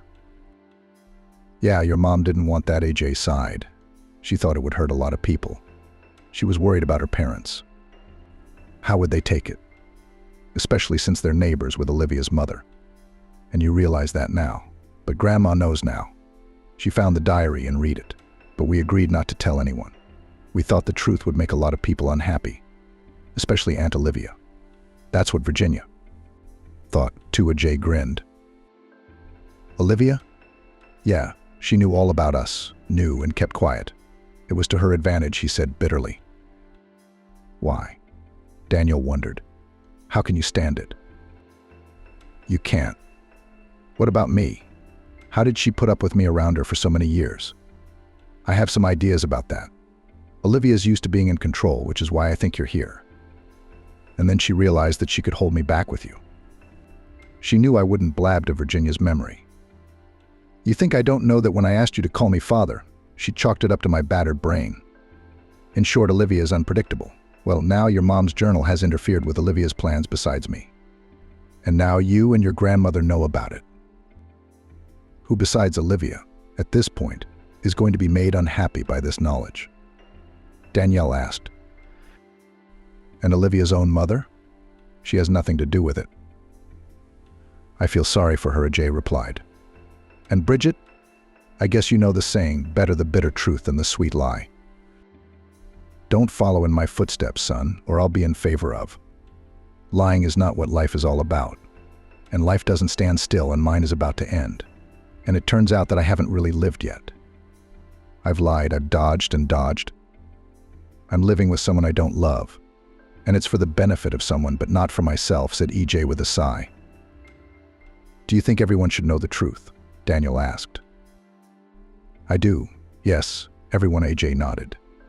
Can you give me Virginia's diary? At least I want to talk to her so badly. I can, of course, but you'll have to give it back. I'm afraid Aunt Olivia will see it and destroy it, Daniel replied, handing it to his father.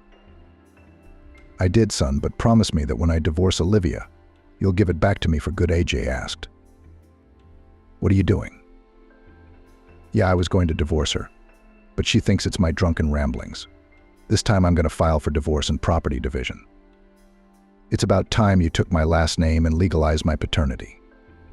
Let's formalize paternity first, change your last name, and then I'll file for divorce, he suggested.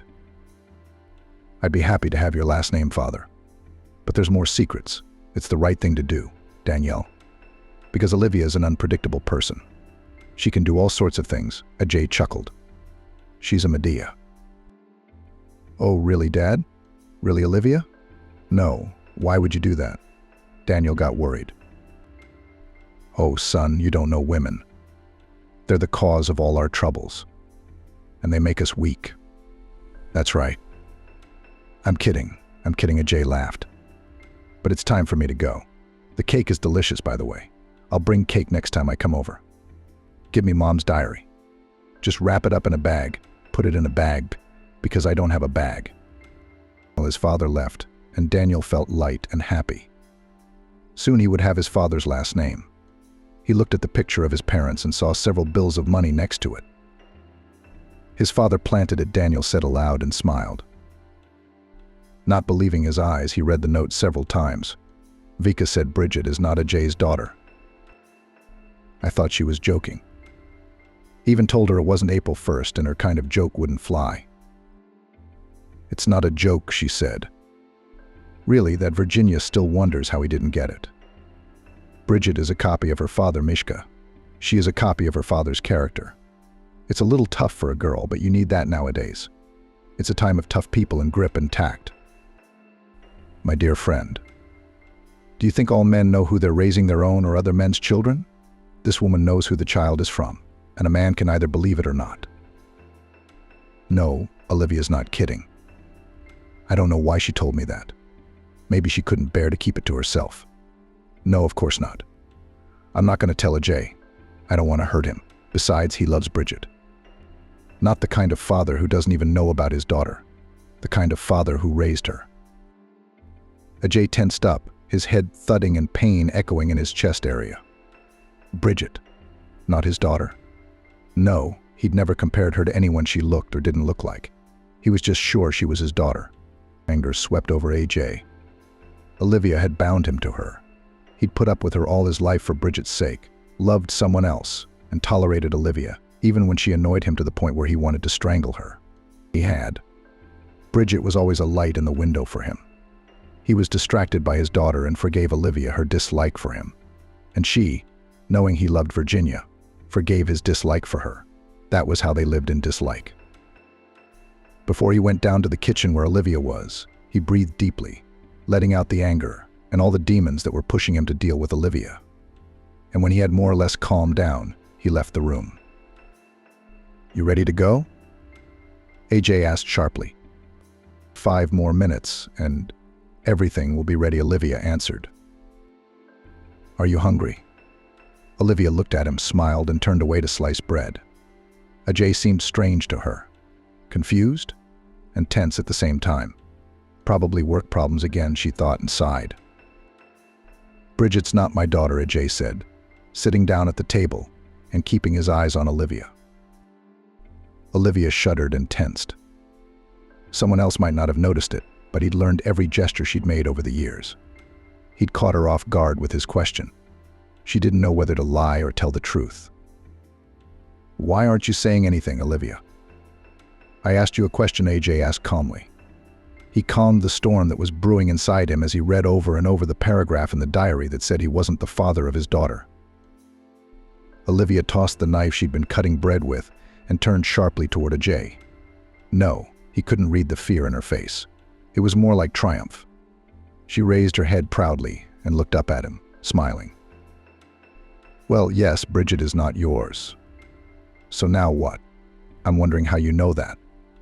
Virginia knew and no one else knew. And you kept quiet all this time, and now you want to find out. Olivia wondered. What's the point of all this fighting now?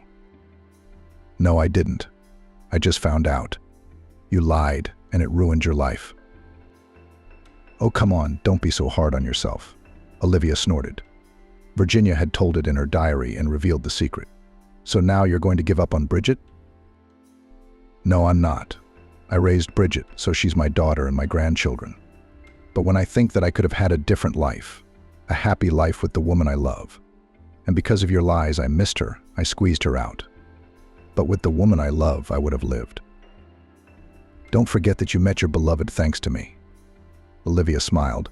You'd never see your beloved again. Where would you have met her? In a village you didn't even know the name of.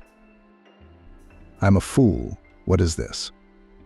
The snake was pulled out of the wilderness by a friend, the mother of her friends, Virginia.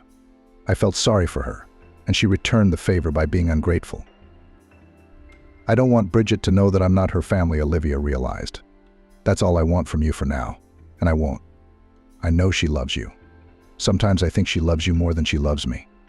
And her kids adore you. What kind of evil am I, ruining all this? So Thomas didn't want to marry you. Are you trying to trick me?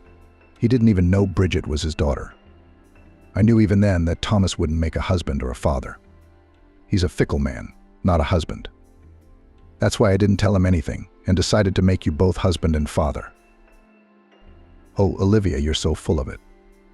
What's the point of rehashing old times, Ajay? We've lived our lives. And you were no angel, upsetting me with your friends and your antics. I raised your kid, you raised mine, and I've seen enough of your drinking. The debts are mine. What's the point of all this litigation now? As they say, you don't change horses at the crossroads. And you and I are already at an advanced age. Or is there something on your mind? Olivia turned on the coffee machine and lit a cigarette. Were we going already? Why is that smoke stinking up the place? Ajay asked unhappily. Olivia put out her cigarette, turned off the machine, and began to set the table. Olivia, I don't get it. For 8 years, Daniel had lived with us, and you treated him like a son? I respected you for it. What's different now? It's like you don't want him to come to us. When he lived here, I was more relaxed. Now it seems like he's coming for you, to take you away. Ajay laughed. Where? Nowhere. Where? Take you away from me, from our house. We didn't love each other and we don't love each other, but still. And tell me, do you believe that those who loved in their youth, after living such a long life as you and me, continue to love each other? I don't know. I haven't lived with my beloved, answered Ajay. And I know a few who have kept love, and the rest are like us, living out of habit. Again, children and grandchildren bind them. And you know what to expect from the one you live with? You're probably right. I think I'm probably right. What do you got there? Can't get enough of the good stuff? Lamb stew? Olivia replied. You're a good cook, that's for sure. Ajay moved his plate over to her. They say that the way to a man's heart is through his stomach. That's not true. I didn't reach your heart with my sincerity. Well, maybe it's not too late. Maybe I will. Flirtatiously looked at her husband, Olivia. I took the joke, smiled Ajay. And I'm not joking. I do not want to spend my old age alone, even though we live without love, but habit is a serious matter. I know that you are up there, upstairs, strictly teaching your translations, that I should prepare food. Our grandchildren come and enjoy us, and we enjoy them. If all this is ruined, how can we live again? It's too late, Ajay, it's too late. And you're going to be alone. The kids have their own lives. It'll just be the two of us. Or do you think you'll meet another one like Virginia? You won't. There'll always be new people to compare her to, and she'll make the others pale in comparison. It's a long shot, Ajay. It's not the right age. Think about what I told you. Think hard. Have you noticed that we haven't really talked to each other in the last few years? Ajay asked. And today what I found out today set us off on a revelation. We talked, and it wasn't as bad as it seemed. Ajay smiled. Bridget's pushing us toward each other again. Or is it just some kind of obsession? You women know how to work your magic, don't you? An hour ago, I was ready to kill you. And yesterday I wanted to divorce you, Ajay smiled. I guess the stew does have that effect on me. And now what? What now? Olivia looked at him anxiously, her hand reaching for her cigarette. Now, I don't know. I don't know anything, Ajay replied. I know Olivia turned on the coffee machine. You don't have to break what you already have. If you promise that you won't divorce me, won't walk away from me at the sight of bread, tea, and coffee, then I'll accept you like family. And please, Ajay, stop drinking. Stop drinking. You can stop drinking. I know you're strong. Is he strong? She really thinks so? Ajay was surprised at his wife's words. She always thought he was weak. Now all of a sudden. Or is this another one of Olivia's tricks? And you stop drinking liters of coffee and smoking, said Ajay. Can I not smoke? Yes, you can. When I'm nervous, that's when I reach for a cigarette. You can drink coffee, but if you drink a little, you can't drink too much in your heart, said Ajay, smiling. Daniel knows I'm his father. He got it from Virginia's diary, Ajay said. Olivia shuddered. I'm going to give him my last name. I wanted to keep it a secret from you. But you blabbed, Ajay continued. Then everyone will know. Almost everyone knows. Then he'll claim our house. That's right. Bridget is the heiress, and Bridget is our daughter, and Daniel is our son. I don't want to lose the house. Olivia's lips quivered and she cried. I've put so much effort into it. I want to live in it until the end, until my end. I feel it as mine. And the house feels it. I've grown into it. So who's chasing you out of it? You want to divorce me? Which means if anything happens to you, Danielle's going to want a piece of it. My house would be torn apart. Olivia wouldn't stop crying. Which means I'd be torn apart. She finished one cigarette, but she should have smoked another. Her hands were shaking, her voice was breaking, and he looked at her, her shoulders were shaking. But on her tired and already not young face, and he felt incredibly sorry for her. He caught himself that in all his life he had never once pitied her. And she had never cried. Never. And now Olivia and he, Ajay, were getting weaker. Ajay realized she needed him. And he needs her. Need her, strangely enough. And not just because he suddenly felt love. Pity is stronger than love. He just realized that now. He went to her, took the cigarette from her hands, put it out and hugged her. The one he had been ready to kill an hour earlier. Don't cry, Kiran, don't cry. Everything will be all right. No one will ever kick you out of this house. We'll just make a will for each other, and if either of us dies. Anyway, is that any way you believe me? Not stopping crying. Olivia nodded affirmatively and hugged Ajay. Will you forgive me? She asked Ajay. There's nothing to forgive, Bridget. My daughter, Ajay replied. Olivia just said he was strong. She was wrong. He's weak in front of women, in front of their tears, weak. Women have a way of making men weak. How do they do it? Ajay thought, holding Olivia in his arms. That's it, I've had enough of this. I'm filing for divorce, said the wife to her husband. At these words, the husband became numb. That's it. I can't live with Nick anymore. I'm filing for divorce. Anastasia sat in her sister Nayli's kitchen and complained about her husband. I can't take it anymore. I've lived with him for 28 years, and now everything about Nick annoys me. The way he eats, the way he sleeps, the way he walks around the apartment in his slippers. I can't stand him anymore. I want to live for myself for the rest of my years. Anastasia, what will you do with the apartment? Nayli asked anxiously. I don't think it's possible to exchange it without paying extra. You can't throw Nick out on the street. He has a share in the apartment too. You'll live like neighbors in a communal apartment? How are we living now? Anastasia was indignant. After my daughter got married and moved in with her husband, Nick lives in one room and I live in the other. Only I still wash his clothes, cook his meals, clean on weekends, and he comes home from work and falls on the couch. Never once cleared a plate off the table. Do you know how much money he makes? Anastasia grinned. I'm ashamed to say. How many times have I told him, change jobs, but the only thing I've heard is, I'm fine with it, and I'm sick of carrying everything on my shoulders. Oh, I don't know what to tell you. Nayli shook her head. It's hard to live alone, too. I know how it is. When my Matthew was alive, I didn't like a lot of things about him either. And when he was gone, it was as if the light had faded.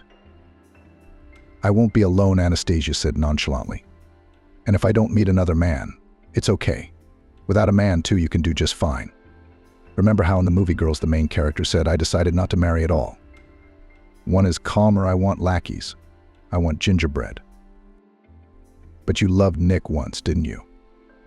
Nayli shook her head. Even scandalized her mother and threatened to leave home if she did not allow you to marry a colleague Titov. You didn't listen to anyone and did it your own way. You could have talked her out of it. Anastasia looked angrily at her sister. Maybe my life would have turned out differently. You're telling me. Nayli shook her head again. If you've got it in your head, no one can change your mind. It's bath time. Nayli got up from her chair. Let's have a steam. It'll get the crap out of our heads. Anastasia stood up and stretched. I need to warm up my bones, because my back has been aching lately before the bath. Anastasia went out into the yard and sat down on a bench that stood near the Pamiatnik. It's a pity they sold her parents' house, she thought, looking across the street. It would be a good place to come back to. She grinned. I can't live in the country again. I was used to city life. And I needed the money.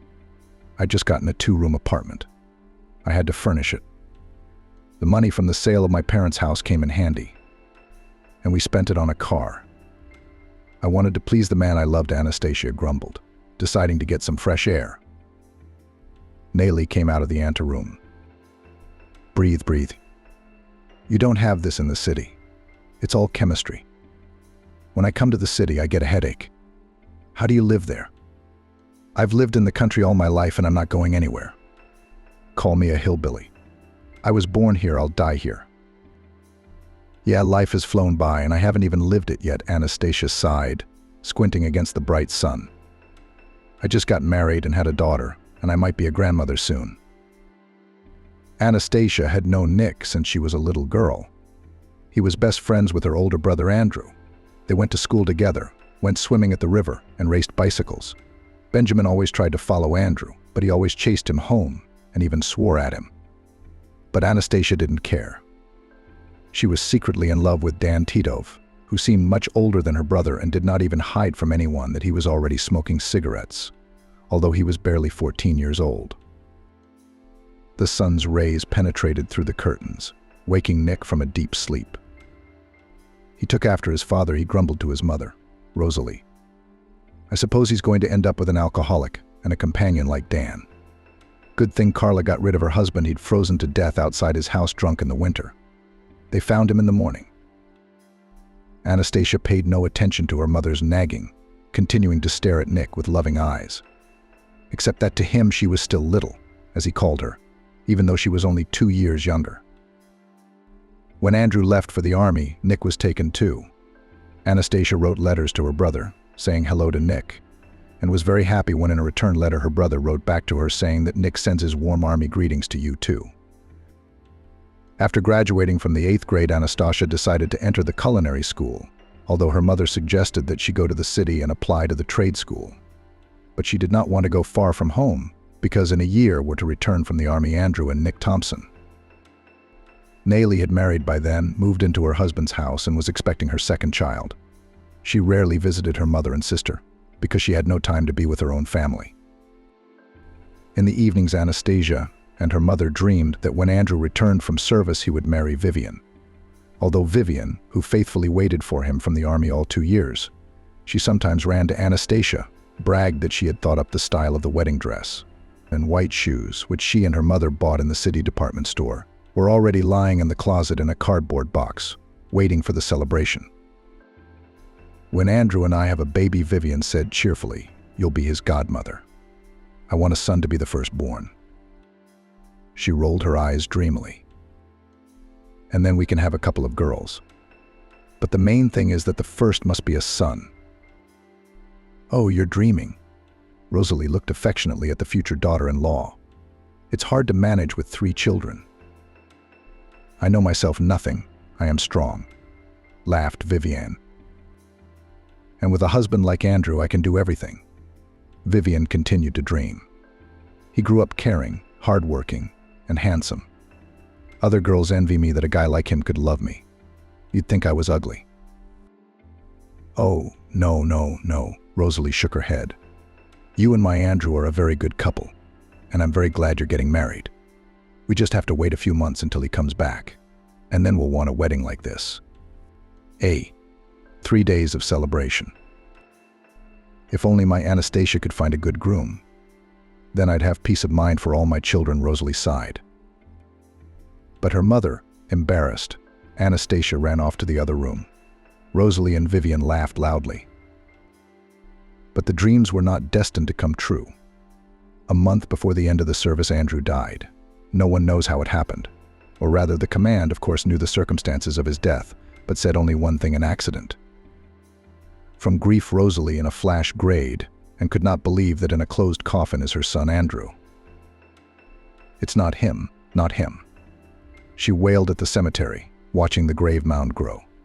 "I just recently received a letter from Andrew, in which he wrote that he would soon return home." "Mom, calm down," Anastasia, clinging to her mother, trembling with all her body, begged. "Let's go to the wake. Everyone's already there." Rosalie swore after her daughter, turning to look at the fresh grave where her only son lay. Soon Nick returned from the army and, without going home, went straight to the Martyanovs. Seeing him, Rosalie splashed her hands, hugged Nick, and wept bitter tears. "You tell me that my Andrew is alive." The woman looked hopefully at Nick. "We saw you off to the service together, so you must return together.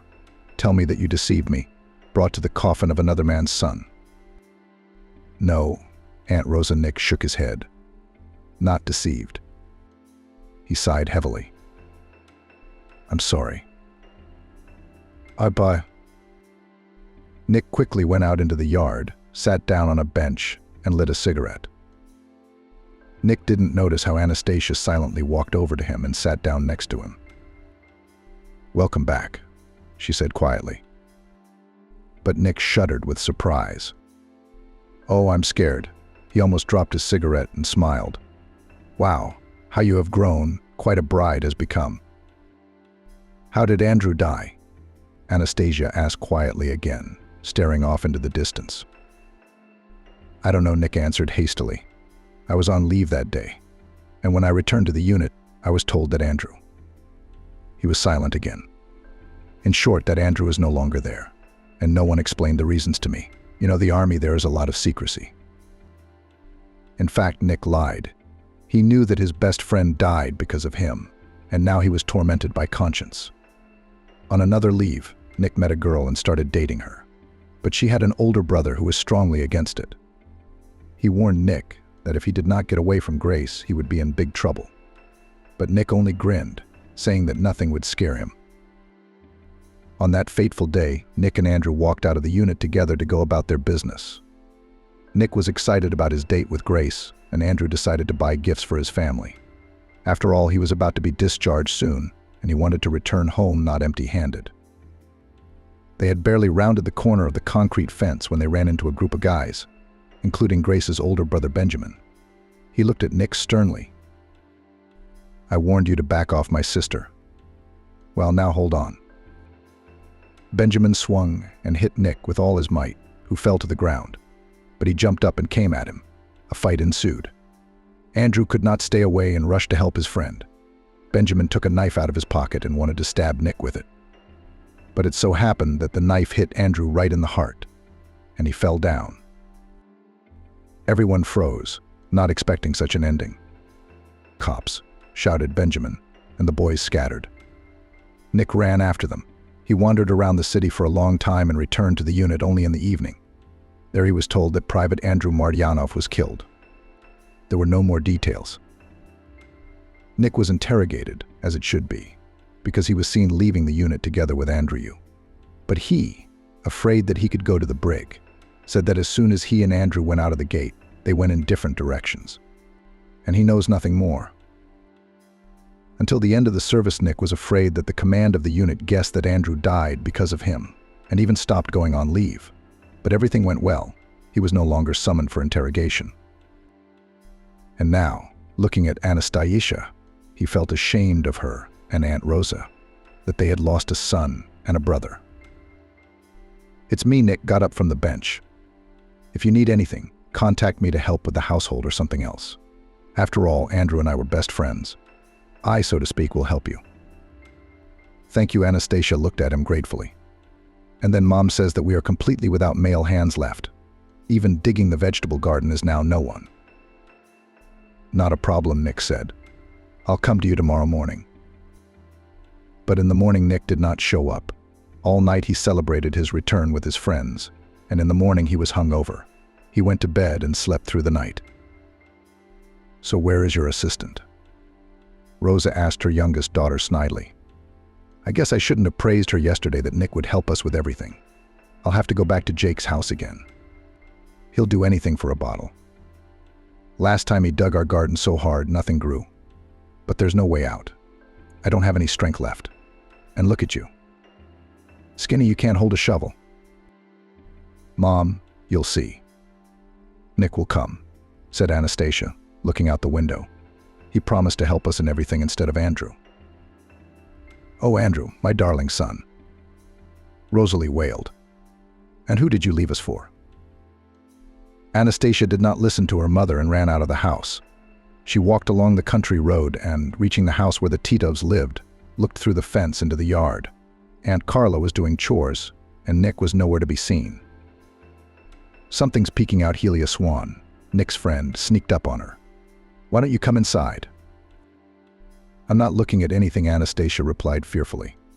"I was just passing by and stopped for a moment to catch my breath." Well, laughed Helia. "And I already thought that you decided to visit some fiancé? After all, we haven't seen each other for 2 years. Probably missed you." He laughed out loud again. "It's too much." Anastasia stepped away from the fence and walked away.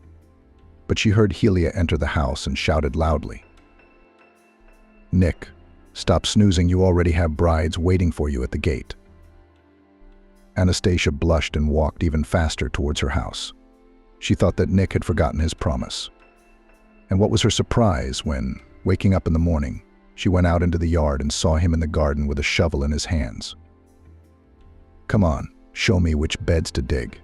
He squinted against the bright sun. "Sorry, I couldn't come yesterday. I was celebrating my return from the army. You should understand." "I understand," Anastasia nodded her head. "You dig, and I have to get ready. I'm going to miss the bus." "Where are you going this early in the morning?" Nick wondered. "Are you in a hurry to go on a date?" "What date?" Anastasia laughed. "At the school, I go to class in the morning and then come home in the afternoon. I was offered a dorm room, but I turned it down. How can I leave my mom alone? I've been driving back and forth all week. Good thing it's vacation soon. I won't have to go anywhere." "Be careful," Nick grumbled. "And if anyone hurts you, tell me right away." "Oh, who needs me?" Anastasia was embarrassed, but she was glad that Nick was worried about her. From that time, Nick began to come sometimes to the Martyanovs that fence fixes, or the doors in the barn. "Mom, look, what a hard worker, Nick," said Anastasia with delight. "He's helping us like he promised." "Yes," Rosalie said. "But that hard worker always smells so bad that it's impossible to stand next to him. So what? Anastasia shrugged. A man can have a drink after work, can't he? Oh, Anastasia. Rosalie shook her head. You're still young, you don't understand a lot of things. If a man drinks, it's bad for the family. The wife, the children, and the rest of the family suffer. Look at our neighbors, Timofeevs. Their Pete's been drinking as long as I've known him. His wife Nancy has come to our house barefoot and with babies to escape her husband's wrath. Why doesn't Aunt Nancy divorce Pete? Anastasia asked in surprise. Why should she put up with such an attitude? Where would she go? Rosalie sighed. She's got 2 kids on her hands, and now she's pregnant with her 3rd. She has no help from anyone. Her parents are dead. She will endure her husband's antics for the rest of her life. And she loves that alcoholic. She admitted it herself. No, I couldn't do that. Anastasia shook her head. I would have filed for divorce right away. Easy to say, but hard to do. Rosalie grinned. Not every woman would decide to get a divorce. And we don't like divorced women.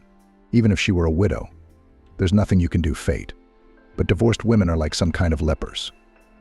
You can't invite them to your house. She may look back at another man's man. It's medieval. Anastasia laughed. We passed in school. I do not remember in which country, but if a husband died, they killed his wife and buried her next to him. And in another country, I don't remember which one, if an older brother died, the younger brother got his wife. Anastasia continued. And no one asked if he wanted to marry her or not. Holy, holy. Rosalie crossed herself on the icon. Such wild customs. Thank God we do not have such a thing. In the fall, Nick decided to go to the city. He got a job and now he rarely came to the village, and Anastasia became sad. Every weekend at a certain time she passed by the stop where the bus stopped, hoping to see Nick. But alas, her expectations were in vain. A year later she graduated from college and got a job in a canteen. One day she was returning from work and saw Nick walking towards her. Oh, Anastasia. Nick. He looked at her. You look different. You look so much prettier. I didn't even recognize you at first. How are you? I'm not married yet, Anastasia said, embarrassed. What about you? You haven't gotten married? I'm going to. Nick grinned. I've come to choose a bride. Pick a bride? Anastasia asked. Didn't you find one in town? No, not in the city. Nick grinned. There are too many demands. They give flowers, candy, gifts, and in general they're kind of spoiled. You have to take care of them, bring coffee in bed. Ugh. He spat on the ground. A wife should take care of a man, feed him, do his laundry, understand? Not the other way around. That's how it is in our village. The man is the master of the house, and the wife must obey him in everything. That's why I decided to choose a bride from the locals. Why do you want to get married? Anastasia was surprised, and even so urgently. Nick lit a cigarette. I now work at the factory. I live in a dormitory. And they say that families can get an apartment. So I decided to get married, to get a separate place. And then I can get a divorce. No one will take my apartment away from me. He looked Anastasia over from head to toe. By the way, would you marry me? Nick asked. You're not a spoiled girl. You're not spoiled. You won't claim my apartment. So will you marry me? Or should I give you time to think about it? No, Anastasia shook her head quickly, not believing her happiness. I'll do it. Well, that's the deal. Nick looked at his watch. We'll have a proper wedding. Or, they will start to talk in the village. Come on, get ready. And I'll tell my mother to call the guests. I'll leave the money for her for a treat. And I'll come again in a month. You and I are getting married. Well, I gotta go. I gotta go see my friends again. Tell them I've decided to say goodbye to the single life. He was walking down a dusty road. Anastasia wasn't just walking home, she was flying on wings. Mom. She ran into the house and ran to her mother. I'm getting married. Nick Titov proposed to me. And fathers. Rosalie splashed her hands. Are you crazy? No, I won't let you. I won't let you marry him to spoil your fate. He's no good for you. Don't you get it? tears came to Anastasia's eyes. "I've loved Nick for a long time, since I was a little girl," she said. "I never dreamed I'd be his wife, and if you forbid me to marry him, I'll leave home and you'll never see me again. I'll go to town with Nick and we'll get married there anyway." "You'll be stuck with him all your life," Rosalie sighed. "He's a fool. Can't you see that?" "I love him," she said, stomping her foot. "And you can't stop me." "What can I do with you?" Rosalie sighed. "You're just like your father, just as stubborn. Don't complain later, Anastasia." "Complain about what?" Anastasia was genuinely surprised. "I'm going to have the happiest family because I'm marrying the man I love." "Love?" Rosalie grinned. "You love him, but he loves you. Why did he suddenly decide to marry you? You've never met, never courted each other. He must have something to gain." "No one's going to miss out," said Rosalie. "There's something wrong with him." "Mama, Nick is very good," said Anastasia, and twirled round her mother. "Oh, I'm so happy. I'm going to tell Vivian about the wedding. Let her envy me." "What can you do now?" Rosalie resigned herself to it. Maybe it would work out for them. The wedding in the village was merry. The tables were set in the courtyard of the T-Dove's house, lavished with lavish whores, d'oeuvres, and alcohol. Anastasia sat at the head of the table next to Nick and smiled happily. And he seemed to pay no attention to his wife, only wrinkled and reluctantly kissed her when the guests shouted loudly bitter. "Oh, Anastasia." Vivian, who had been a bridesmaid, moved toward her. "You're going to regret getting married. He doesn't look at you at all, as if you weren't his wife at all. He drinks moonshine with his friends and looks at other girls." "He's not used to me yet," Anastasia defended her husband. "Wait, we will live together, then he will not let me out of his sight. Until then, let him drink and have fun. It's a wedding, not a funeral." "Then let's have a drink with you." Vivian handed her a glass of champagne. "To love. And lots of kids." "Oh, come on." Anastasia waved her hand and took a sip of champagne, but it went down the wrong throat. Tears came to her eyes. "Would you say kids too? We can't think about them yet, and we have to get settled in the city first. Nick will soon get an apartment from the factory. You'll have to furnish it. You'll be a city girl." Vivian looked enviously at her friend. "You'll forget the village altogether," she said. "You know, probably even stop coming here." "Don't be silly." Anastasia was angry. "My mother is here, my sister, my nephews. How could I forget them? Nick and I will often come to help with the household chores." While Anastasia was talking to her friend, Nick got up from the table and went somewhere with friends, taking with him a bottle of moonshine. Noticing that the bride was almost crying, her mother-in-law came to her, took her by the hand and led her into the house. "Let's go and rest," said Rosalie. "You must be tired for the day. I've made a bed for you in the back room so that no one will disturb you." "What about the guests?" Anastasia looked around in confusion. Them Aunt Carla laughed. "They've already forgotten about you. As long as there is moonshine and snacks on the table, and the bride and groom are not so important. Lie down and rest." "Where's Nick?" Anastasia sat on the bed and looked sadly at her mother-in-law. "Kolka, don't wait," she sighed. "Now, probably on the river with his friends drinking. He's like his father. I, too, waited for my husband all night after the wedding feast. I sat on the bed like you. I shed bitter tears. And then I didn't live a sweet life." "Oh," she waved her hand. "What to say now? Life is lived, not Washington." She waved again and left the room. Anastasia got out of bed and walked to the window, beyond which it was already dark. She could hear drunken voices. Someone belted out a song, and the disorderly voices backed it up. "It's going to be different for me," Anastasia thought. She took off her white dress and placed it carefully on the table, then lay down on the bed, covered herself with the blanket and closed her eyes. She fell asleep immediately and woke up to someone piling on top of her. Anastasia screamed, but a wide palm covered her mouth.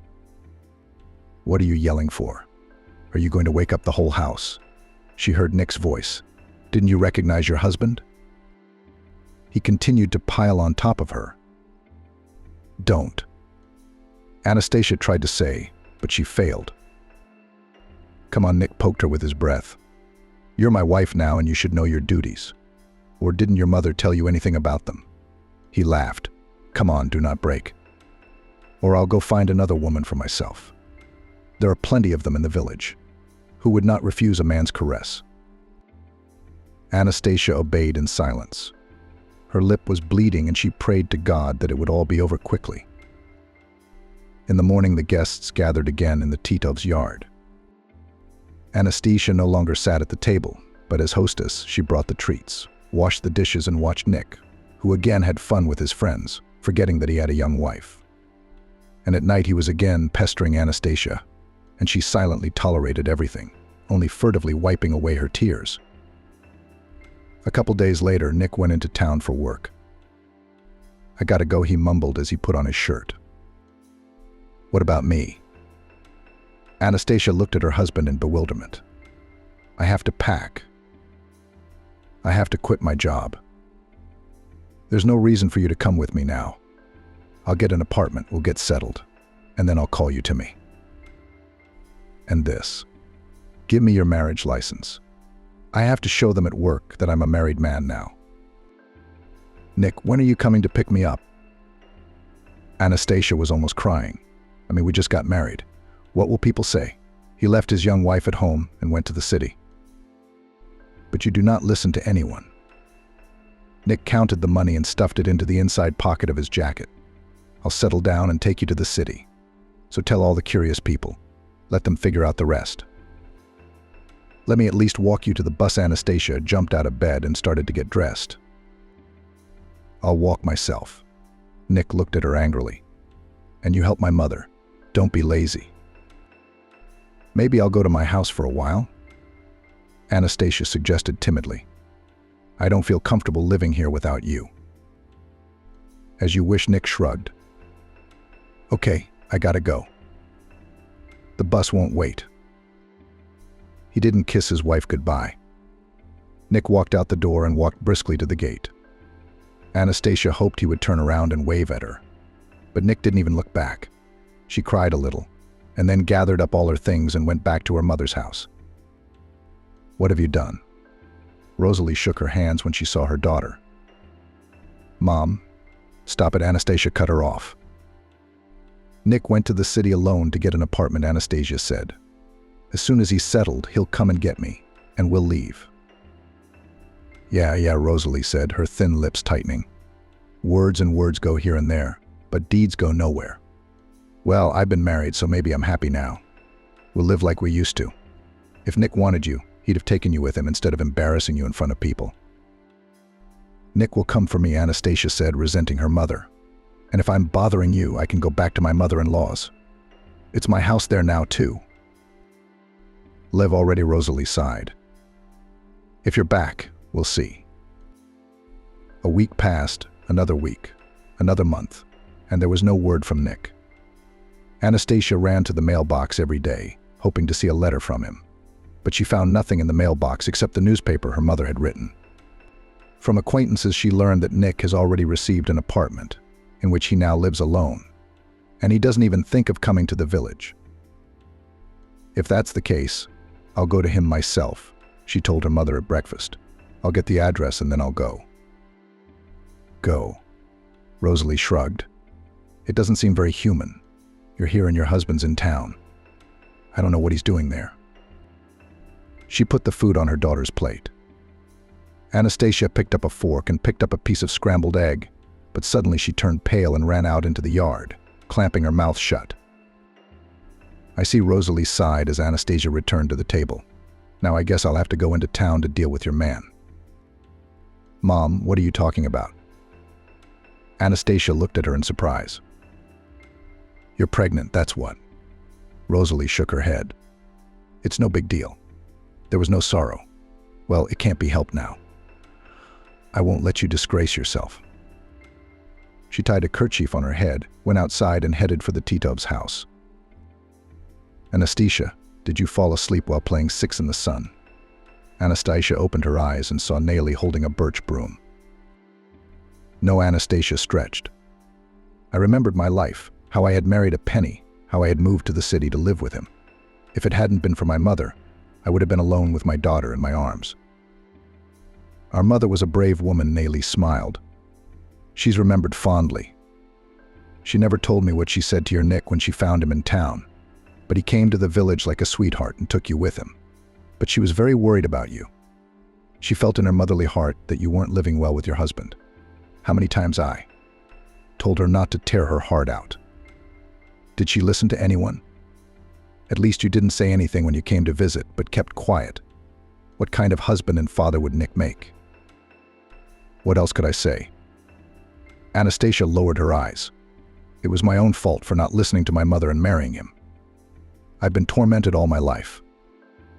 Now she cried out. All right, enough of this damp. Nayli rubbed her lower back. Go and collect the laundry while I make a broom for the bath. It's good for you, okay? You'll forget all your sorrows in no time when you take a broom bath. They say a broom is worth more than money in a bathhouse. Having undressed in the anteroom, Anastasia went into the steam room and squeezed her eyes shut with pleasure. It was really good and smelled of tar. She poured hot water into a basin and diluted it with cold water, pouring it generously from the ladle. Then she put the boiling water on the stone and, steaming with the broom, began to whip herself on her back and sides, saying, as her mother Rosalie had once said, gula on the back, that they may run away, gula on the legs, so that they run along the paths, gula on the shoulders so you can sleep at night. Anastasia doused herself with cool water and went into the anteroom to catch her breath. Then she went back into the steam room to wash herself properly. When she returned home after the bath, she laid down on the bed with her arms spread out. Oh, it feels so good, she said with ease, as if she had been born again. I left some compote in a cup for you on the table, said Nayli, taking the clean linen. I'll go and wash off the dirt and fatigue. Our mother used to say that scented steam not only heals the body but also the soul, not your city baths, which are of little use. While Nayli washed in the bath, Anastasia even took a nap, woken by the slamming of the front door. Rested, she made her way to her room. A flushed Nayli walked in. I'll be right back, and then we'll sit down to dinner. At dinner, the sisters drank a shot or two of moonshine, snacking on salted meat that lay appetizingly on the plate. Maybe he'll change his mind about getting a divorce. Nayli waved her hands again. What do you have to divide now? We've lived and lived. Soon you'll have grandchildren. Will there be a sense in life? It won't, Anastasia said. I'm tired, Nayli. I'm exhausted. I haven't bumped into the back of a chair. I've loved my Nick for so many years, and now suddenly I'm tired. What happened? Nothing much happened, Anastasia sighed. It's been building up for years. I'd reached the end of my patience. He quit 6 months ago, didn't he? Nayli looked at her sister in surprise. You said he'd never had a drop in his mouth. How much did he drink before that? Anastasia grinned. As long as I can remember, he drank as much as he did. As if you hadn't noticed. Nayli got up from the table and began to collect the dishes. When you married Nick, your mother and I told you he was following in his father's footsteps, but you wouldn't even listen to us. I thought he'd change with me. Anastasia looked sadly out the window. I thought that if I surrounded him with love and care, he'd forget about drinking. Only the hunchback can be fixed by the grave. Nayli said with a sneer. And your colleague will not even help. Why didn't you divorce and leave Nick right away? If life with him didn't work out, you had a place to go back to. My mom was still alive. And after she died, they didn't sell the house right away, she sighed. It was a shame to go back. And Nick loved my daughter. I couldn't deprive her of her own father. When he was sober, he was happy to take her for walks and bring her goodies. And when she went to school, he could help her with her homework. By that time, we already had a one-bedroom apartment, and we sold the house with you parents, and the money was divided. So I used the money to furnish the apartment. It's a sight to behold. I couldn't just leave it and go anywhere. It was a pity. Don't you feel sorry for your life? Nayli sat down at the table across from her sister again. I worked hard, from morning till night in the canteen to earn an extra penny. Kolya, where did they transfer your son because of his drunkenness to different laborers? He didn't last long there either. You had to carry everything on your shoulders to support your family. At least you could carry some food home from the canteen. You're right, Anastasia sighed. My older co-workers pitied me. They'd put butter in my bag, or a piece of meat, or fruit for my daughter. Nick was drinking most of his paycheck, so I had to cut back on everything. Thanks, Nelly. You helped me by sending me a sack of potatoes, onions, pickles, homemade eggs. That's how we survived. I kept hoping that Nick would improve, get a job, and we'd live like human beings. But alas, Anastasia waved her hands. All my hopes were dashed. When my daughter lived with us, Nick and I still had something in common. And when she went to college and moved to another city, that's when I realized we were strangers. Before that, it was like I didn't notice anything. It was like there was a veil over my eyes. I forgave him for scandals, drunkenness, insults, the eternal lack of money. He even tried to raise his hand against me, but I couldn't stand it. I remember I grabbed a knife from the table, which I used to cut cabbage. Anastasia continued. And how God kept me from sinning, I don't know. But Nick got scared, and from then on he only insulted me with words. You poor, poor thing. Naomi came to her sister and put her arm around her shoulders. All these years you've put up with it, and you haven't told me much. You had enough problems of your own, didn't you? Anastasia waved her hand. I buried a tyrant husband. My son started fooling around. Good thing he came to his senses in time, and I'm still here with my complaints. I put up with it. Somehow I kept hoping for the best. So what's changed? Naomi repeated her question. I've changed. Anastasia ran a hand through her hair. Since I got the other job, I've changed. I didn't notice anything before. Work, home, work. And I had the worst job in the world. I was running around like a squirrel in a wheel. I would get up early, then spend the whole day at the hot stove with smoking pots, and in the evening I could barely get home from fatigue. She'd go back to the stove. I had to cook dinner. And as I got a job in a pastry shop, which opened not far from home, and more free time appeared. And I looked at my colleagues, girls young, well-groomed, with arrows and hairstyles, and I am among them, like an old woman of 100 years. I felt ashamed. I started to earn more money and save it. I used to spend everything on groceries to feed my family better, but he got so brazen that he turned his face away from my food. He said it wasn't good. You could overdo it for your own husband. I was upset by such words and tried even harder to cook something delicious. One day I cooked a chicken, which turned out so brown with a delicious flavor. Nick, as usual, put a chicken leg on his plate and ate a little. Then he put the second one on his plate, took a little bite from different sides and pushed the plate away, saying he was full, but there was a lot of chicken meat left on the bones. When I saw that, I even cried. I always liked to eat chicken leg, but I rarely got it. I used to save it for my husband or my daughter. And I used to eat white meat, which I've hated all my life. Anastasia continued. So I started saving money, and I bought dumplings or put pasta and cutlets on the table. Nick threw the plates on the floor at first. But eventually he realized that I wasn't going to indulge him anymore. He ate every last crumb, going days without dinner. And I slowly renewed my closet, got rid of old clothes, and 3 years ago for the first time went to the sea with a colleague who went there every year. Can you imagine? Naomi, for the first time in so many years I saw the sea so warm and gentle.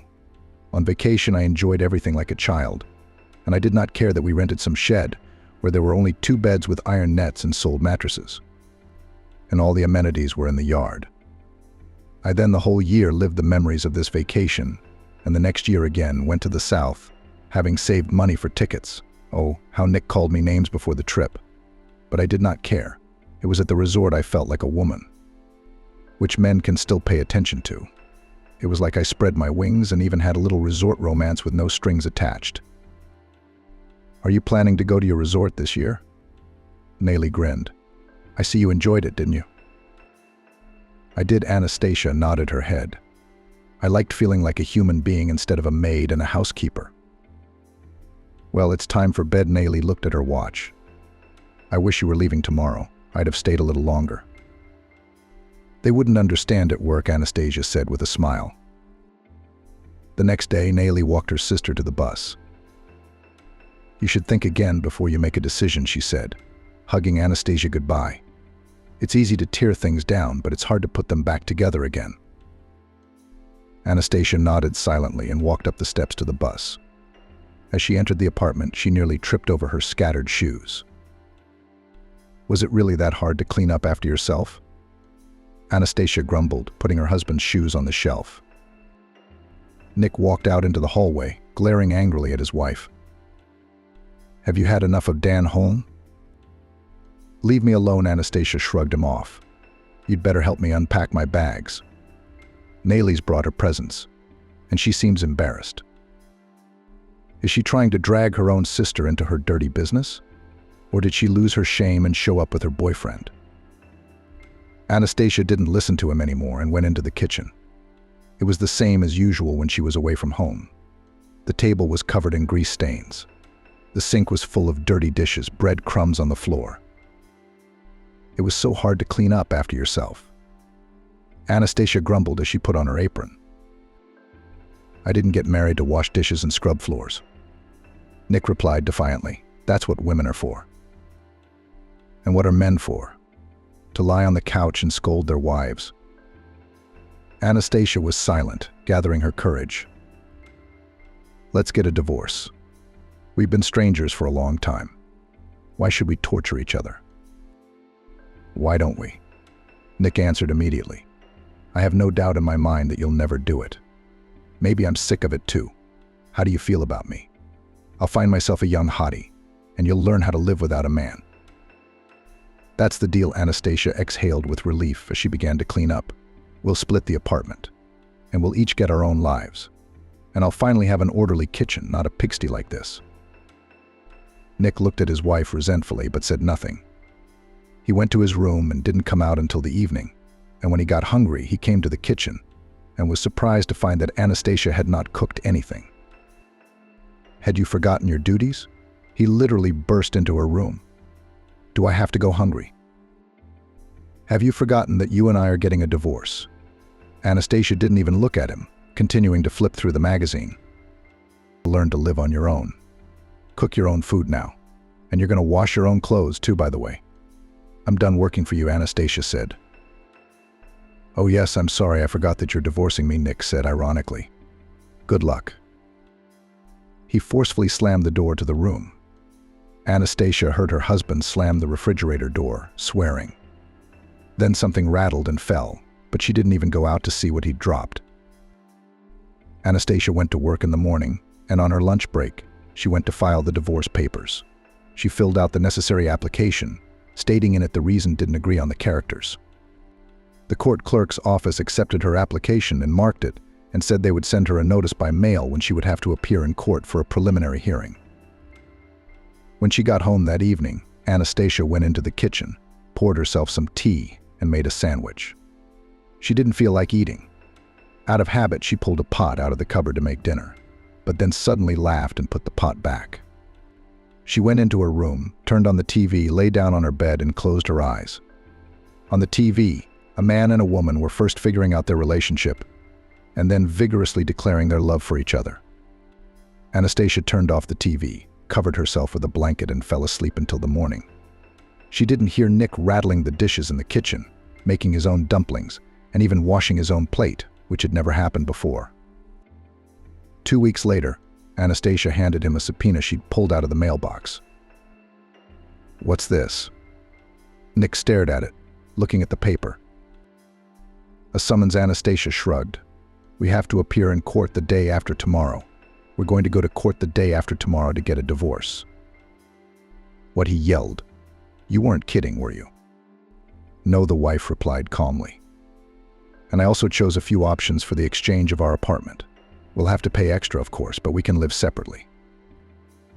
I'm not going anywhere. Nick threw aside the summons. I thought you were joking to scare me. So you're serious about breaking up with me? Nick asked. We lived together for so many years. We raised our daughter, and now you've decided to start a new life. I knew you'd found a man. You're a fool, Nick. Anastasia sighed. Do you have only one thing on your mind? That I'm cheating on you? Are you judging me by yourself? I'll divorce you even if you don't show up in court. We have an adult daughter and no other children. So you and I will be divorced like sweethearts. Nick looked pitifully at his wife. What are you thinking? We had a good life. Yes, I hurt you a little, but you forgive me, and we'll live like before. We're not in our 20s. We don't know how many years we have left. What do we have to share in our old age? What good things have I seen with you? Anastasia turned to Nick. Other people are vacationing together at resorts, shopping together. Husbands help their wives with chores. Where have you and I traveled together besides the village? We've never been anywhere else. You've never taken me to a restaurant or a cafe. You've never given me a single flower in our whole life together. And I've never seen a present from you on my birthday or New Year's Eve. You've only given me scandals on those days. Probably on purpose, so I wouldn't think about presents and flowers. When my sister and I sold my parents' house, I wanted to buy a fur coat with the proceeds. I bought you a car because you've been wanting one for a long time. Even though it's old, it's your own. You call that a normal life? Amelia, I'll make it up to you, Nick babbled. I'll shower you with flowers. You've come to your senses, Anastasia grinned. And he called her Amelia. It's always Anastasia and Anastasia. No, Nick, it's too late. I don't love you anymore. I used to, but now I don't. Nick lowered his head, turned around, and went to his room. After returning from court, Nick went back into his room and sat on the couch with his arms around his head. He remembered the judge's words over and over again. I give you 2 months to reconcile. If at the second hearing you, the defendant, still do not agree to the divorce, you may be divorced without your consent. For the second time in his life, Nick was very scared. The first time was a long time ago, back in the army, when Andrew had been killed and the investigation into the case had begun. But now, when Anastasia decided to break up with him, there in court, Nick looked at his wife with different eyes.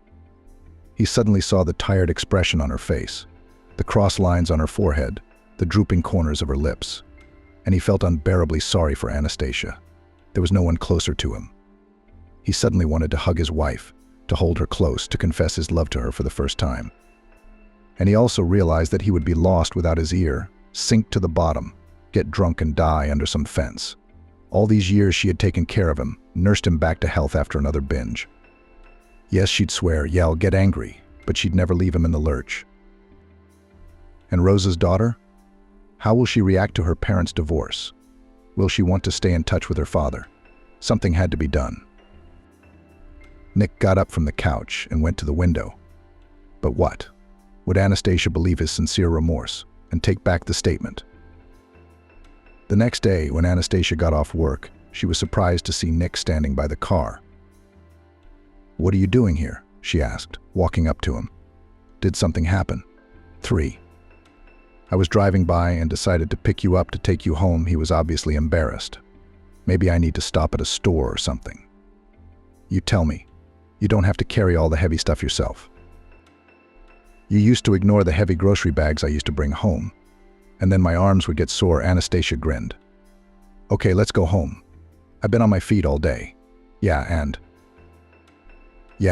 she opened the front door and saw a small bouquet of flowers on the seat. Who were these for? Anastasia wondered again. What's the occasion? They're for you. Nick was a little offended. You said I never gave flowers. I decided to buy some, and you're not happy again. Oh, it's too late for that. Anastasia sighed, sitting down on the seat. Still with you, even if you pick me up every day after work. I need to give flowers. Nick didn't say anything, turned the key in the ignition, and slowly pulled away. Anastasia sat next to him, holding a bouquet of flowers, and smiled. The next day in the evening, Rosa's daughter walked in on them. Dad, Mom, I have some news for you, she said, sitting down in her chair. I don't know whether it will make you happy or sad. We have news for you too, Anastasia said seriously. And Nick looked at her reproachfully. Come on, tell us what's happened to you.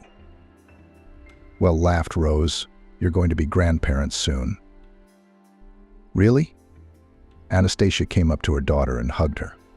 I'm so happy. Nick, do you hear me? She turned to her husband. We're going to be grandparents.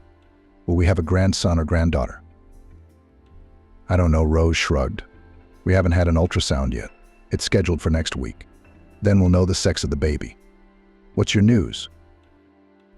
Nick looked pleadingly at Anastasia, and she answered with a wave of her hand. It's nothing much. I'd forgotten about it. When Rose left, Nick approached his wife. So we have lived to grandchildren. He put his arm around her shoulders. You know, I was thinking about the fishing trips we used to take when Rose was a teenager. Why don't we go to the lake this weekend? I'll fish, and you can relax in the fresh air, buy some meat, barbecue. Why? Anastasia jumped at the idea. All right, let's go. I'll make sandwiches, and we'll get some tea in a thermos, Anastasia said. I want to wander around the grove near the lake and listen to the birds singing. So we'll go on Saturday, said Nick. I'll get my fishing rods ready. I think I saw them in the pantry. It's been a long time since I've been fishing. Nick was worried that Anastasia would change her mind about going with him. But on Saturday, she woke up early and got ready for the trip. When Nick came out of his room, she had everything ready, sandwiches and tea in a thermos. She even fried cutlets, boiled eggs and sausages. Out in nature, you always work up an appetite. The fish have already waited for you, and you still sleep and sleep. She teased her husband. We'll be left without a catch. We won't. Nick grumbled good-naturedly and began to dress quickly. It took them about 40 minutes to get to the lake. All the way they were silent, there was nothing to talk about. While Nick was sorting out the rods and other gear, Anastasia spread a blanket on the grass, laid out the food, and called her husband to breakfast. They ate in silence, listening to the grasshoppers chirping and the bees buzzing nearby. I'm going fishing, Nick said, rising from the blanket and heading for the lake, while Anastasia put the groceries back in her bag. After standing beside her husband for a while, she walked toward the grove. How good it felt. She spread her arms. What grace. They walked back in silence, listening to music on the radio. Shall I fry some fish? Nick asked, satisfied. I'll clean and fry it myself. Where would I go? Replied Anastasia, getting out of the car. We'll boil some more potatoes. We'll have a proper dinner. After dinner, Anastasia sat in her room watching TV. Suddenly she heard a phrase that made her think. Always give people a second chance, but never a third. Could it really be that Nick will change now, Anastasia thought. She walked over to the window. He's been courting me, even giving me flowers. And how can I tell my daughter about the divorce? Now, when she's expecting a baby. It's a shame to part with the apartment. So much work has gone into it. It's a lot of work, Anastasia thought. And what's to hide? I still love Nick, even though of course he doesn't deserve it. But as they say, love is evil, you'll fall in love. She moved away from the window and lay down on the bed. In the morning, entering the kitchen, Anastasia saw her husband standing at the stove, cooking something. Oh, you're awake? He was happy, sitting down at the table. I fried some eggs. True, a little burned. If you want, I'll quickly make new ones. No, Anastasia waved her hands. It's fine, it's even better. Nick sat down across from her. How about you and I go to the movies or take a walk in the park? The last time we were there was about 5 or 6 years ago. Do you remember? Yeah, Anastasia nodded. You went on all the rides, even though you were hungover that day. And after you got out of the centrifuge, you fell on the grass and lay there for half an hour. I thought you were about to die. I even wanted to call an ambulance. Yeah, I did, Nick grinned. Oh, how much time I missed because of drinking. And how could you put up with me all this time? I was wondering the same thing. Anastasia got up from the table. Why didn't you think of that before? I was a fool, Nick looked at her guiltily. Listen, maybe you'll change your mind about the divorce. How many years have we been together? We'll be grandparents soon. What do we have to share? Old age is around the corner. It's better to face it together than alone. And I'll be lost without you. He sighed heavily. I did not sleep all night today, all thought. I love you, Anastasia. Believe it or not, I can't imagine life without you. Sure, I behaved like an asshole to you. But we had some good times when Rose was born, and I used to get up at night so you'd get some sleep. Remember when we used to redecorate and pick out wallpaper together? Anastasia said. Oddly enough, we liked the same ones. Do you remember when we went to the village for your niece's wedding? And you and I had no place to sleep because there were so many guests, so we climbed into the hayloft? Come on, she said indignantly. You've got something to bring up. I decided to go shopping today, to look at the baby's dowry. Before you know it, he'll be born. So maybe I should come with you, Nick suggested with obvious reluctance. He didn't like shopping. You should fix the faucet in the kitchen. And the shelf in the bathroom is about to fall down, Anastasia said, grabbed her bag and went out into the hallway. I'll do it, Nick fussed. Just hurry back. Anastasia walked down the street, shaking off the bright sun. Young mothers came across her, rolling strollers with sleeping babies in front of them. Soon Rose will be strolling down the alley like that, she smiled. And maybe I'll walk with the baby too, remembering how I used to walk with my daughter. She stopped to admire the little kids playing in the sandbox. They were so funny, they were enthusiastically making sandpits. Roman, it's time to go home. She heard a man's voice nearby. Let's go, or grandmother will scold. Right away, Grandpa. A boy about 4 years old climbed out of the sandbox and headed toward a man standing not far from Anastasia. Grandpa? Grandma, she smiled, listening to the sound of those words. How time flies. It was only recently that we ourselves were running barefoot through the village, swimming in the pond, making plans for the future. And very soon I'll be a grandmother. Maybe Nick's right, we shouldn't get divorced, Anastasia wondered. He really would be lost without me. Nick hasn't been looking well lately. He's in pain, he won't tell me, but he keeps grabbing his right side, and he's been complaining of high blood pressure. I'd never forgive myself if something happened to him. I'll take my statement out of the courtroom tomorrow, Anastasia decided. But I won't tell Nick anything about it. Let him think I'm still determined. Maybe we really can have the human life I once dreamed of. She sighed with relief, as if a heavy weight had been lifted from her shoulders, and strode lightly toward the children's store. And the next day in the evening, Rose and her husband Helium came to visit her mother and father and told them that a girl would be born, whom they decided to name Annie. Time passed, and Nick anxiously awaited the second summons. When he and Anastasia could be divorced for good, he didn't know that his wife had taken out a petition for dissolution of marriage, so there was nothing to fear. Anastasia, I've been thinking, he told his wife. Why don't we go on a vacation? You and I have never been anywhere together. And where will we get the money from? Anastasia looked at him in surprise. It's not cheap. Well, I've put some money aside. He pulled some money out of his pocket. I'll get my vacation money, and if I need it, I'll borrow it from someone. We'll go wild. I found out it's cheaper, and we can find a place to stay on the spot. Do you agree? I don't know, Anastasia said uncertainly. You should think about your health. You've been complaining about stomachaches and nausea lately. When we get back from vacation, I'll go to the doctor, Nick promised.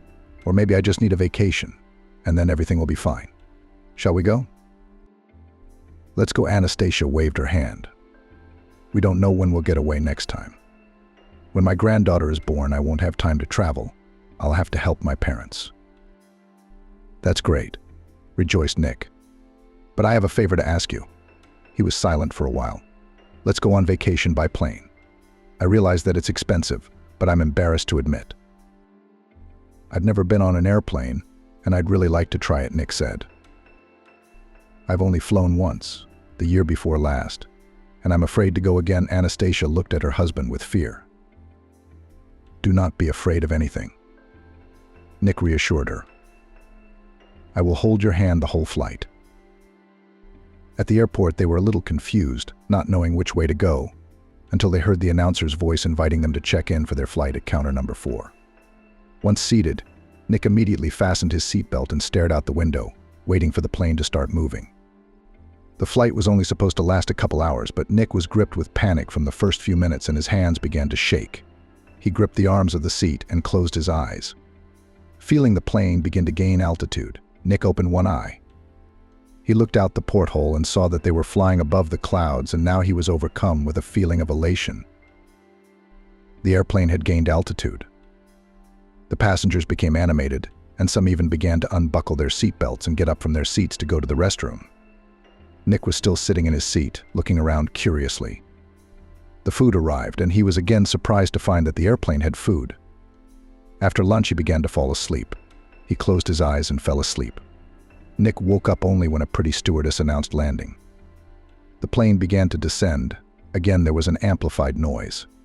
Nick grabbed Anastasia's hand, who laughed. Well, who promised to hold whose hand?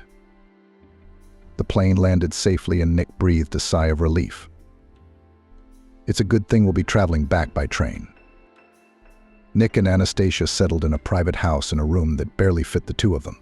Every day they went to the beach, swimming in the warm sea, sunbathing on the hot sand, and in the evening they wandered the streets, listening to the music coming from the sidewalk cafes.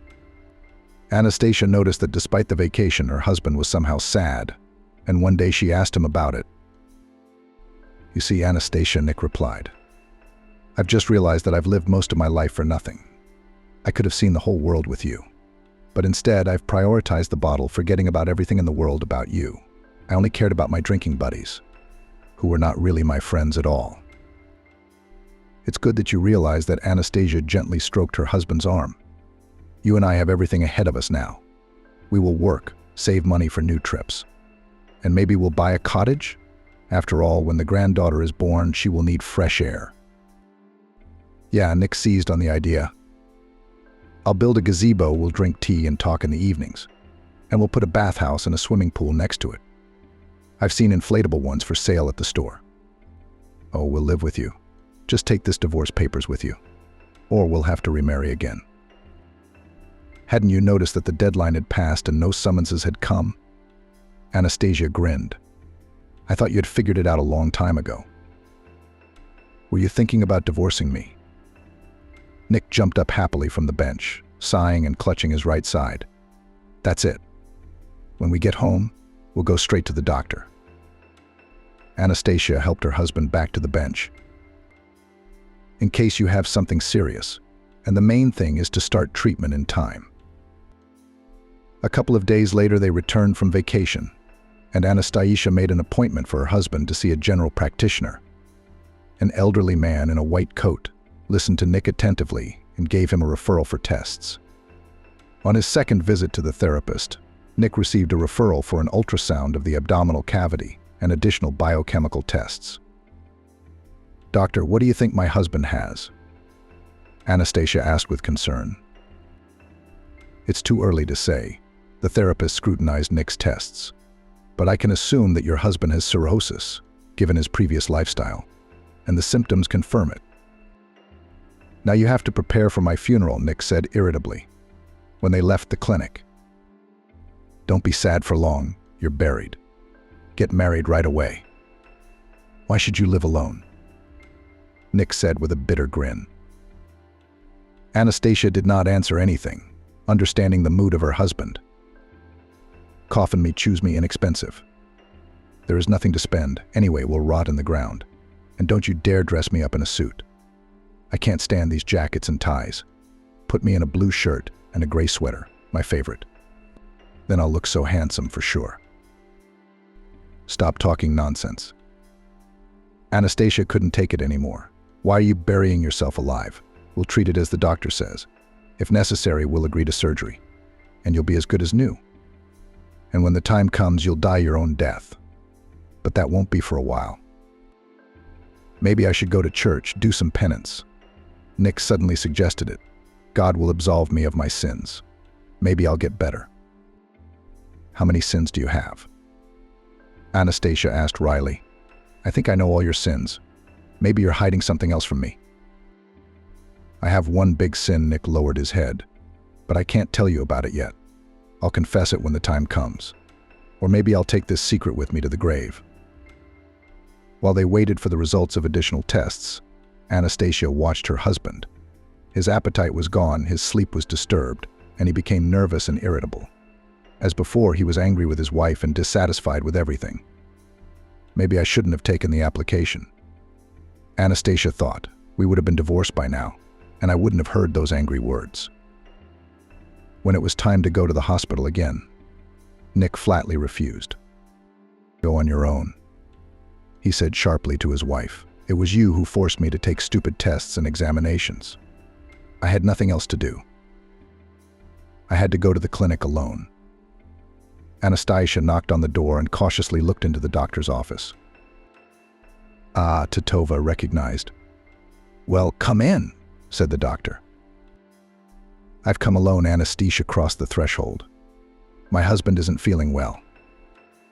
Well, tell me how things are going. The doctor paced the room. Perhaps it's better that you came alone, he said, stopping in front of Anastasia. I have nothing to comfort you. The tests show that your husband has terminal liver cancer that has metastasized to other organs. Is it incurable?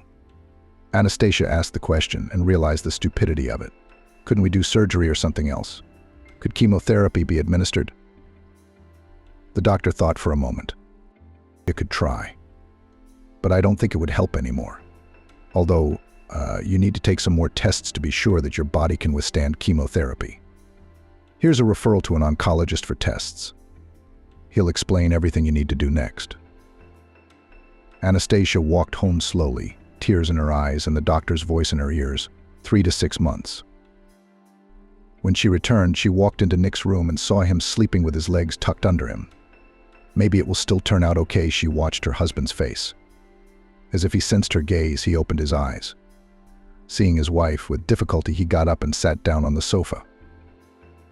How has he lost weight? Anastasia thought. Only recently we went to a resort. He looked good, even had a little tummy. Now it's so that all his clothes are hanging out. What did your doctor say? Nick asked with a grin.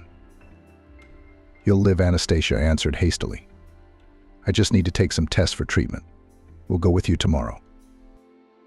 I'm not going anywhere, Nick shook his head. I'll live as long as fate gives me. I don't need to poison my body with chemistry. How did he know about the chemo? Does he really know he has cancer? Anastasia was scared. You'll get better if you follow the doctor's recommendations, she insisted. You still have to get treatment.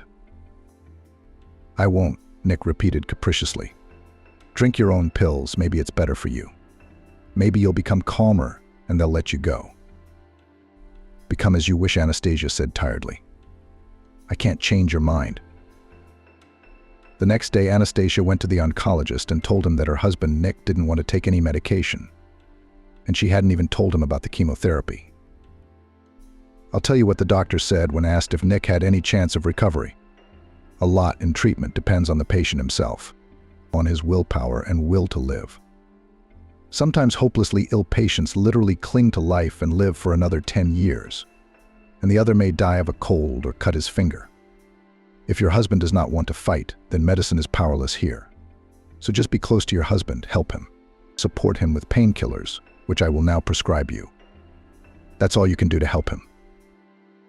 Once again, after leaving the hospital, Anastasia walked slowly down the street and couldn't believe that Nick might be leaving this world very soon.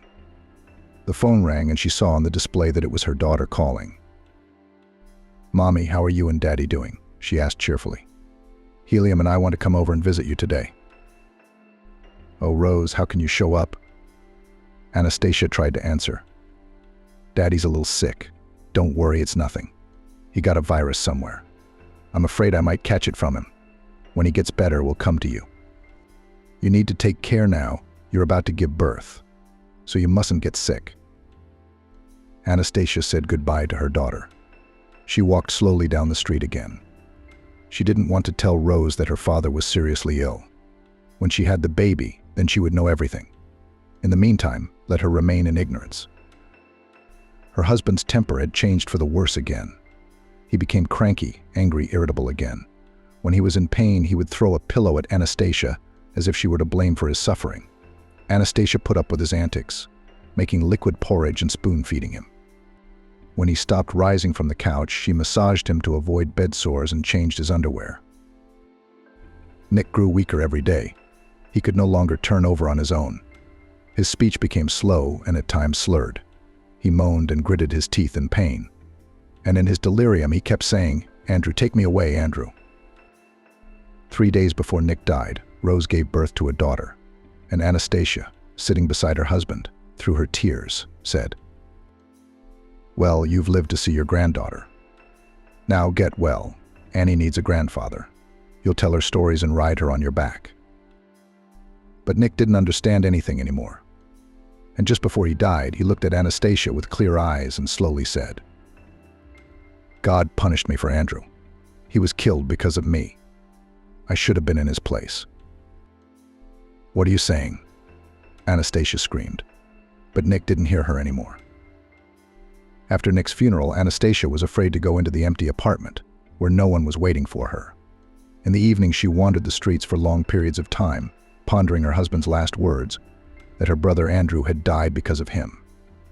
Now she would never know how it had really happened. And did she really need to know? After all, it had been so many years. On weekends, Anastasia visited her daughter and son-in-law to babysit Annie's granddaughter. Rose at first reproached her mother for hiding her father's illness from her. But Anastasia managed to convince her that pregnant women do not need negative emotions to bear a healthy child. After the death of her husband, life for Anastasia seemed to stop. Only her granddaughter, who had recently been born, gave her meaning. She blamed herself for once deciding to file for divorce from Nick. Maybe that was the reason for the rapid development of his illness due to mental distress. Although, as the doctor claimed, the development of the tumor began 2 years ago and was mostly asymptomatic. As time passed, the heartache gradually subsided, leaving only memories. Once Anastasia heard a song performed by a famous artist, and the words fell into her soul. "Before, I did not listen to my mother. I lived everything with my own mind. Everything seemed to know better. I stood my ground and, satisfied with myself, quite everything Anastasia thought. I didn't believe that if my sweetheart said something to me, it meant it was all right. But it's true," she reflected. "I didn't listen to my mom once. She said I shouldn't marry Nick. I wouldn't be happy with him. I loved him dearly and thought that thanks to my love he would change and we would live well and long. Alas, that didn't happen. But I am sure that all good things are still ahead of me.